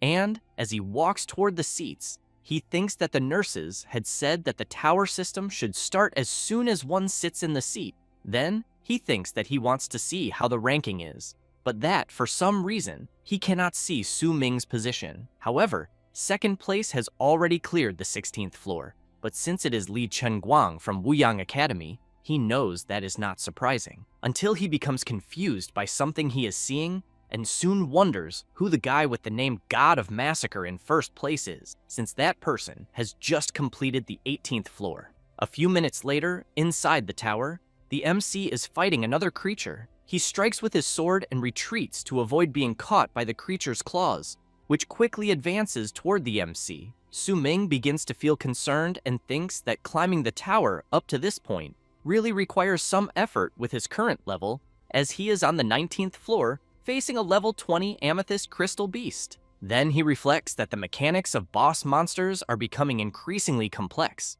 because the monster he is facing buries its body in the ground, leaving only the incredibly hard amethysts on its head exposed. After that, the creature attacks, continuously sending smaller monsters to the surface while its body remains buried. In addition, these annoying little monsters also have defenses hard as amethysts, and, while eliminating some of the small creatures, he knows that it will be impossible to pierce their defense easily with only the previous silver rank weapons. However, he thinks that things will not become difficult yet, since he has in mind that after defeating the furious Minotaur on the 10th floor, as a reward for having the best completion time, he obtained a gold rank weapon chest, and he immediately activated his all things sublimation skill and evolved the gold weapon chest into platinum. In this way, he managed to obtain the twin blades of the Black Stone Rift, which require level 18 to be used, and he also knows that originally it was a long sword, but it broke into 2 parts during a battle. Later, a blacksmith used a precious dragon scale as the core to forge and reunite it, bringing the sword back to its peak. The sword is incredibly sharp and capable of withstanding a powerful killing intent. The split blade was once a complete longsword, therefore, it can be classified as a sword-type weapon. However, when divided, it becomes a broken blade, being classified as a short sword or dagger. Its affixes include fire scale, since the center of the broken blade is embedded with a fire dragon scale, which provides a 200% fire attribute damage bonus to the dagger. Ming has in mind that in long sword mode, it greatly increases the bonus cutting attack damage, but also sacrifices some attack speed, and as the boss's small creatures approach, he concludes that it is not very practical for dealing with a large number of enemies. Thus, he activates the split blade attribute, where the blade divides into 2, transforming into dual long swords wielded in both hands, gaining a 50% increase in attack speed, but having cutting damage reduced by 30%. And, as he prepares, he knows that although the attack power is reduced, with the bonus from his origin sword body talent, all his weapons receive bonuses. So, as the attack power of his weapon increases, he reflects that he can take advantage of both speed and attack at the same time. A few minutes later, on the 17th floor, Lie Chenguang is fighting the floor boss and struggling. He retreats and becomes worried, as his HP is at half. And facing the level 18 giant treant, he knows that he has reached his limit, but he reflects that the weakness of the monster he is fighting is fire. However, he chose to go solo and does not have any fire skill to restrain the creature. At that moment, the giant treant launches its attack and sends Lie Chenguang flying. While being thrown, he thinks that the worst part is that he did not receive any useful reward to improve his attributes when clearing the floors. Then he remembers when he was congratulated for completing the 10th floor, but the reward he obtained was a silver chest. Next, he thinks that this is due to the fact that he lost the tower race to the MC and had to settle for a common silver reward. But to make matters worse, the reward he received from the 10th floor was an accessory for a magic class, which has nothing to do with his own, until, while distracted in thought, he is directly hit by the boss of the 17th floor. Lie Chenguang jumps back and thinks that he can no longer push himself, since, with his HP extremely low, he knows that if he continues like this, he will truly be eliminated there. Thus, he opens the system panel and is informed that the challenger with ID 02 has chosen to give up the 17th floor challenge, just like several others. Meanwhile, the MC continues fighting the small creatures of the amethyst crystal beast. Ming laughs, and facing the crystal beast, comments that he finally managed to get close to it. Saying this, he activates his sword tomb skill, and as the creature is struck, he jumps up, commenting that the true body underground has finally been pierced and brought out. And, as soon as he finishes the boss, the system informs that the 19th floor has been successfully completed. A few minutes later, Ming observes in the tower competition notifications that several teams and challengers have given up on floors below his. Then, he realizes that the blade maniac Lie Chenguang has apparently also given up, but he thinks that this was already expected, especially because the difficulty of the 100-floor tower gradually increases after the 10th floor. But Lie Chenguang, having managed to reach the 17th floor, is already something incredible, because he has in mind that, based on the experience of his past life, the 20th floor of the tower is a turning point, as the difficulty of the subsequent floors increases geometrically. In addition, he knows that, with his current status level, reaching the 19th floor is already almost his limit. But since he finally managed to reach level 20 with great effort, he knows that he will finally have the chance to use a certain nostalgic move in this reincarnation with the Sword God class. Later, on the 20th floor, Ming is in a fierce battle and, while in the air, uses his sword control skill to attack the floor boss, who in turn prepares and then defends all of the MC's attack attempts. Ming calls back his sword, grabs it, activates his stealth step, and at high speed begins to deliver several consecutive strikes against the boss. However, he realizes that it is defending all of his attacks with great ease. And, upon observing it more closely, he thinks that this was already expected from a level 25 Seal Knight, who in turn notices the MC distracted and quickly channels power into his sword and then throws it. Su Ming is directly hit by the attack, and while trying to endure it, thinks that the power of the knight's skill is far too strong, and because of that, he cannot withstand the attack and is thrown far away. When he falls to the ground, he becomes worried, thinking that, with his current equipment and status attributes, it is impossible to block the knight's skill attack, since he has in mind that, on average, if he takes one hit, he loses a third of his HP, and because of that, he thinks he can only endure one more blow. And, upon observing him, he reflects that it is as he had imagined. Even having been reborn, he cannot overcome such a large level gap in the 100-floor tower of the Celestial Tower Council. However, he knows that this was already within his expectations. Thus, he stands up and activates the Shadow Sword set. Then he concludes that the reason he chose to continue climbing the tower was precisely to test that ability of his that could only be used at level 20, which, in his past life, was the ability he was most proud of. Su Ming channels his power and then unleashes his single slash of the God of Massacre, which rushes straight toward the Seal Knight. Meanwhile, Lie Chenguang exits through the portal and hears several people commenting about the guy with the title God of Massacre and that he is still climbing the tower. Lie Chenguang also hears people commenting that the God of Massacre is challenging the boss of the 20th floor on his very first time climbing the tower. The Blade Maniac thinks that for someone to truly be capable of challenging the 20th floor, it can only be the sword controller. Then someone approaches saying that Chenguang seems to have lost to this so-called God of Massacre, and that this is the first time, since childhood, that he has seen him lose to someone. Lie Chenguang does not like hearing this at all. Meanwhile, in the fight of the MC against the Seal Knight, the skill he had cast was completely dissipated, and facing the boss with more than half of its health remaining, he knows he has no choice but to admit defeat, since not even the single strike of the God of Massacre managed to injure the knight. Therefore, he opens the system panel and decides to give up on the challenge of the 20th floor. Su Ming reflects that he accepts defeat, but soon becomes quite surprised upon hearing the knight say that he did not lose. That said, he emphasizes that the current level of the MC and his attributes are completely insufficient and that, because of this, he cannot unleash the true power of his skill. Su Ming watches the Seal Knight and questions whether he is really hearing him speak, who in turn comments that he will await his return to challenge him in the future. After that, the MC returns and thinks that the place must be the resting area after challenging the 100-floor tower. And, while walking around the place, several people comment that the ranking table has updated again and that, apparently, the so-called God of Massacre also failed the challenge, but that just reaching the 19th floor is already incredible, since the Blade Maniac, Lie Chenguang, only managed to reach the 16th floor. Some people go to where the portals are opening to find out who this guy is with the title of God of Massacre. The MC does not care about the others and thinks that having this title as a reward on the first floor was not bad at all, since his total concealment skill can only modify his information in the dungeon and does not work well in the 100-floor tower. And since no one knows his score, he will not attract much attention, since avoiding trouble is always very good.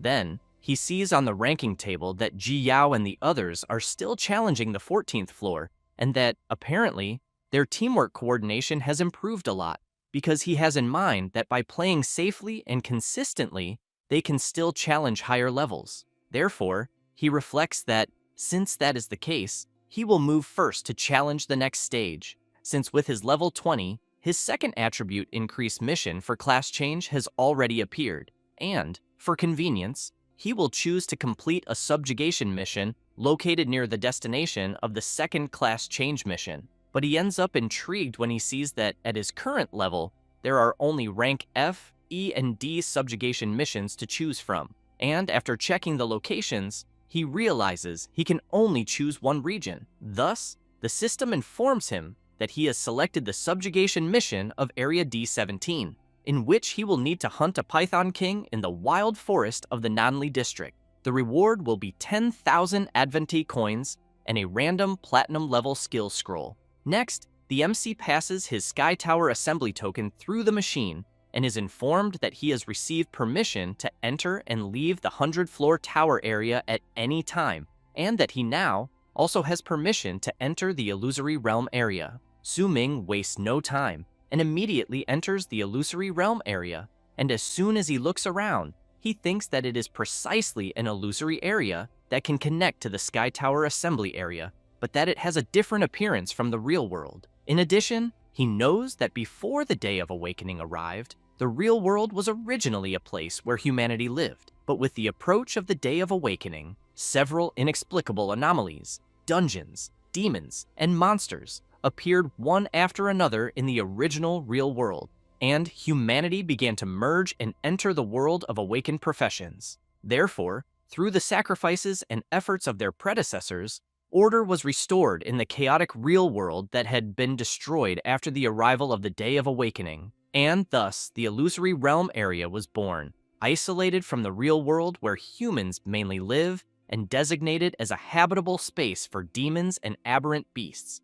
And this achieved the relatively peaceful global atmosphere that everyone knows nowadays. So, Su Ming knows that the trials of the 100-floor tower are exactly the threshold that opens the illusory realm area for novice challengers to venture into. In addition, he has heard that the peak of the 100-floor tower buries all the truths of the day the world descended, and because of that, he thinks it is a pity that he was not able to accomplish this in his past life, but that this time, he was lucky enough to start over to achieve the goals he failed to reach before. At that moment, a system notification arrives for the MC informing him that a portal has been opened for him, but that he needs to select the destination area within the illusory realm area. Su Ming refuses, and thinks that he first needs to make a trip back to the real world. Thus, the system informs that it has received the instructions and will open a portal to the real world. Next, the MC receives 10,000 Advent coins for having challenged the 20th floor, then thinks that it is enough to complete the order he pre-ordered 2 days ago. While passing through the portal, he thinks that in this life, belonging to his profession as the god of the sword, he needs the order for his first advanced weapon. After passing through the portal, he arrives in the real world at the weapon trading center and soon thinks that he will be there more than once. Then, he remembers the times he had been there, and the silver weapons he previously obtained by opening stones, and that the bloodthirsty Zhuan steel sword is already insufficient to deal with the difficulty of the subsequent challenge. But he knows that its attached weapon effects provide great support, and because of that, he thinks he does not want to give it up easily, since the red blood effect, after locking onto a target, allows the sword to absorb the target's blood through attacks or contact, healing the wielder's injuries, and that bloodthirst, after eliminating a monster with the sword, can briefly increase the wielder's overall attributes by 5 points for a duration of 30 seconds. Then, he remembers that 2 days ago he was talking with Jiao, and she was saying that she had scheduled a meeting with Yanzi and Yunqing, and that they would use the rewards obtained in the novice dungeon to buy equipment for the next challenge of the 100-floor tower, so she wanted to know if he was willing to accompany them.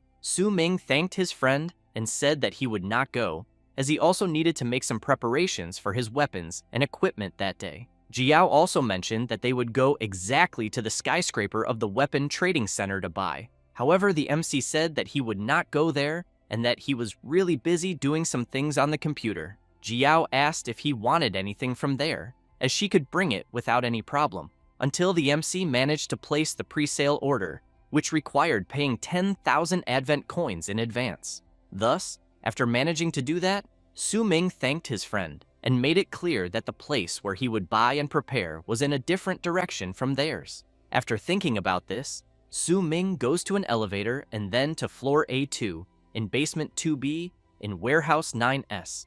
A woman, upon seeing the MC, comments that he is late. Then, she wants to know if he has already gathered the remaining balance. Su Ming remembers the 10,000 he earned on the 20th floor of the Tower Challenge, and that he received a system notification informing that he obtained the weapon replication enhancement device. Then he thinks that his talent of sublimation of all things can only be used on an item once, in addition to the fact that the enhancement result is still random. Thus, he takes the weapon replication enhancement device and thinks that if he wants to maintain the effects of the bloodthirsty Zhuan steel sword and still be able to enhance the weapon, he can only use the device. Then he sees that the usage effect increases the item's level and replicates it, maintaining the skill attributes of the original item, and that the base skill attributes will increase randomly as the item is enhanced.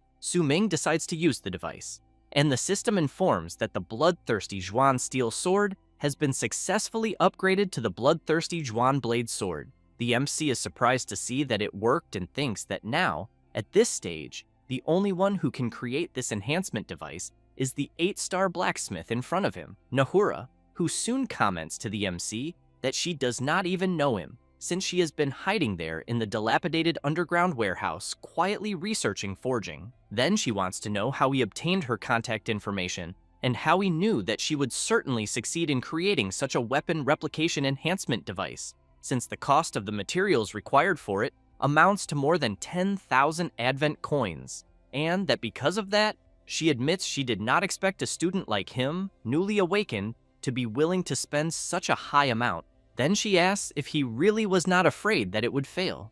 Ming asks who said that they do not know each other, which leaves the blacksmith confused, wondering if her memory might be failing. The MC thinks that in his past life, the two of them did come to know each other, then laughs and says he was joking, but keeps in mind that in his previous life, Nahura was a very formidable weapon forger, and that although she only had an 8-star talent, her great passion and hard work in weapon forging eventually led to her future achievements. Then, he reflects that he collaborated with her many times, and she helped him forge his own unique weapons on several occasions, but that obviously, the financial cost he paid for those collaborations in his previous life was enormous. However, at the moment, he knows that 20,000 Advent coins are really a drop in the bucket, and that for this, he needs to prepare in advance, taking advantage of her at her moment of greatest poverty. Thus, Ming tells the blacksmith that he not only knows her contact information, but also knows that she is worried about not having funds for the next weapon she is researching and developing.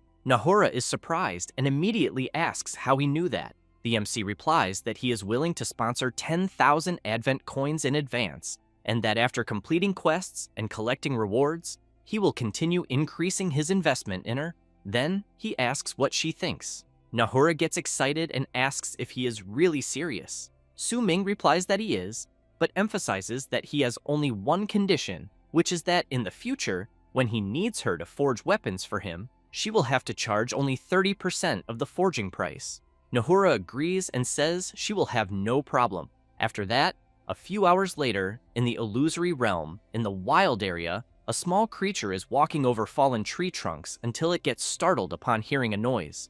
And, when it turns around, it notices a carnivorous plant about to devour it, and, with no way to escape, it gets caught by the plant. At that moment, a portal opens, and the MC passes through it, and, upon looking around, he thinks that it is as expected of the illusory realm, since the trees there are gigantic compared to those in the novice dungeon, in addition to being full of vegetation, and that it is even possible to feel a faint smell of blood in the air. Then, he opens the region map and sees that the location of his mission to subjugate the Python King is locked in the southern district of the wild area of the Evil River. The mission consists of having to hunt the third-class change Python King in the wild forest, as it has already devoured several members of the Celestial Tower Council and possesses a terrifying strength, and that its current level is around 25. The reward will be 10,000 Advent coins and a random platinum rank skill scroll.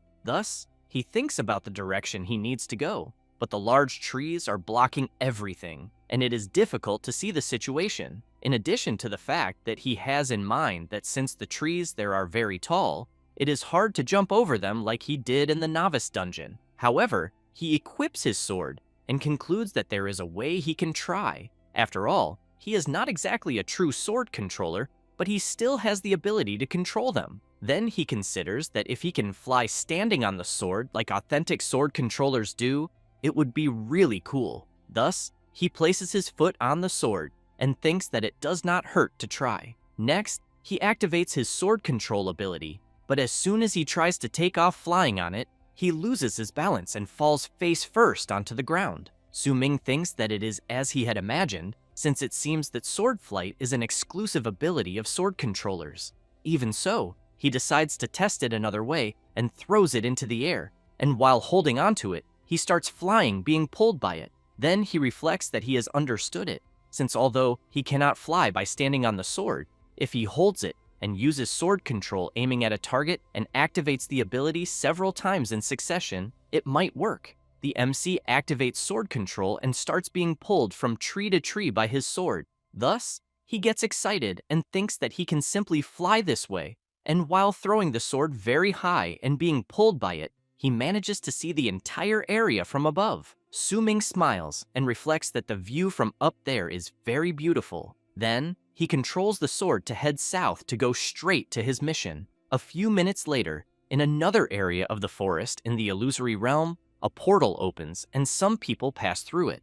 One of them asks where they are. The Mohawk man says that this is the area of subjugation quest D17, and, while interacting with the system panel, says that most subjugation quests are done in teams, but that a certain guy took the quest without joining a group, and because of that, it was very easy to find the MC's name by searching for players without a group in the quest panel. The woman comments that he has the courage to take a subjugation quest alone. Another guy emphasizes that the MC is just a novice who does not know what death is, as he thinks they will not even need to hunt him, since sooner or later the MC will end up being eliminated in the subjugation quest. The Mohawk man comments that then they need to hurry so that does not happen, so they do not miss the chance to receive the reward for his head. Meanwhile, in the 100th-floor tower, Zhang Tang chooses to voluntarily give up on the challenge of the 13th floor, and, upon returning through the portal, he takes a deep breath and thinks that he had to stop, since from the beginning of the tower challenge, he fell behind many challengers, and at that moment could not find anyone to form a team and climb the tower, which led him to have a terrible result in his first climb, and that he has certainly already fallen behind in the evaluation of the 100th-floor tower. In addition, there are not many challengers left, and it seems that most have already gone to do the subjugation quest of the next stage. And, upon looking at the ranking table, he thinks that he did not see the MC's result appear there, and that he also did not see him in the ranking in the resting area. Thus, he wonders what is happening and whether the MC might have given up on the challenge, because if he does not know where he is, the people he arranged to eliminate him will not be able to do anything, until he is surprised upon hearing some people talking. Yanze comments to Jiao that it is a good thing they followed her commands, otherwise he thinks they would not have passed the 15th floor. She makes it clear that it was everyone's effort and emphasizes that if they had a better main tank in the group, she thinks they would have gone further. After all, her summons are still somewhat fragile. Yun Chung laughs and says that for them to have achieved the result they did without the help of the MC is already quite incredible. Zhang Tang hears this conversation from afar and thinks that he came from the same academy as them, and even so, their results were better than his. Yanzi comments that they took a bit too long climbing the tower and therefore need to quickly go pick up the quest for the next stage, but wants to know how the MC's progress is going, which surprises the blonde guy. Jiao says that she spoke with Su Ming and that he has already taken a subjugation quest and went to do it. Yun Qing asks if he is going to do the quest alone as well. Jiao takes a deep breath and says that apparently yes, and that he has always had that lone wolf personality since childhood. Yun Qing comments that then they just need to continue as the three of them, because they cannot fall too far behind Su Ming. Upon hearing about this, Zhang Tang takes out his phone and thinks that he found a lead, and that apparently the MC had the audacity to go alone, and that it must certainly be a very low-rank subjugation quest that he chose. Thus, he filters the targets who are doing subjugation quests alone. After that, later, in the area of subjugation quest D17 in the southern district, the MC has just arrived, and, upon observing the surroundings, he thinks that, apparently, the place there seems to have been destroyed recently, but that it must have been a few hours ago. Until as he approaches, he notices something, since he is seeing the bodies of the villagers, and, judging by the bodies, he thinks it was a village of beastmen. Then, he examines the bodies and sees a corrosive liquid on them, and concludes that it must be the cause of death. In addition, he is sensing a smell of rot, and that it is definitely snake venom. Then he knows that this proves his target is nearby, since the smell of blood is mixed with another very strong odor, and when he looks to the side, he thinks it is coming from the direction he is facing. Thus, he decides to go after it to check and ends up coming across a pile of foul-smelling feces. Su Ming immediately covers his nose and concludes that the smell is coming from that, and that it is no wonder it is so strong. But he knows that it confirms the target is getting closer and closer. But he wonders what the size of this Python King must be, until he hears a noise coming from one of the trees to his left. Then, he activates his sword control ability, and while throwing it, shouts asking who or what is hiding behind the tree. Then, he becomes quite surprised, since a feline-type creature jumps out asking him not to come closer, as her claws are very sharp. Su Ming tries to understand what is happening, until he turns and thinks that it can only be a pet, which makes the creature furious, saying that she is not a pet. The creature in question is from the cat tribe, is level 3, and is of the assassin class, possessing 9 points in strength, 9 in constitution, 27 in agility, 9 in spirit, and 9 in luck. The talent is natural agility of the feline lineage, and the effect of the agility attribute is almost twice as great as that of normal classes. The skills are silent steps and claw strike. However, the MC decides to check for himself and soon activates his Eye of Perception skill. Then he discovers that her name is Leah, and that indeed her attributes and information are correct. Thus, he calls her and asks her to pick up something, which in turn frightens her, asking him not to come any closer. But she soon becomes surprised by what he threw. As soon as she picks it up, the MC tells her that what he gave her is a healing potion. Since she is very injured, Leia becomes suspicious, thinking about whether she should use it or not. But the MC asks her to stay calm and makes it clear that he is not there to harm her village, especially since her village has already been destroyed, and that his target is precisely the giant snake that attacked them. Leah tries to warn the MC, saying that the gigantic snake is very dangerous. Su Ming comments that she does not need to worry, since that is his mission there. Leah says that she can find that python's nest. The MC asks if she is really serious, but Leia asks him to let her go along, and, as she starts crying, says that that monster devoured her entire family. After that, both begin to walk through the place, and the MC comments that, apparently, it is getting darker and darker as they go deeper into the forest, but that he still does not sense any movement, so he asks if she is sure the direction is correct. Leia says it is just ahead, but the MC comments that he cannot see anything. Leah points upward and asks him to look up. Su Ming looks up and sees a gigantic snake coiled around the tree,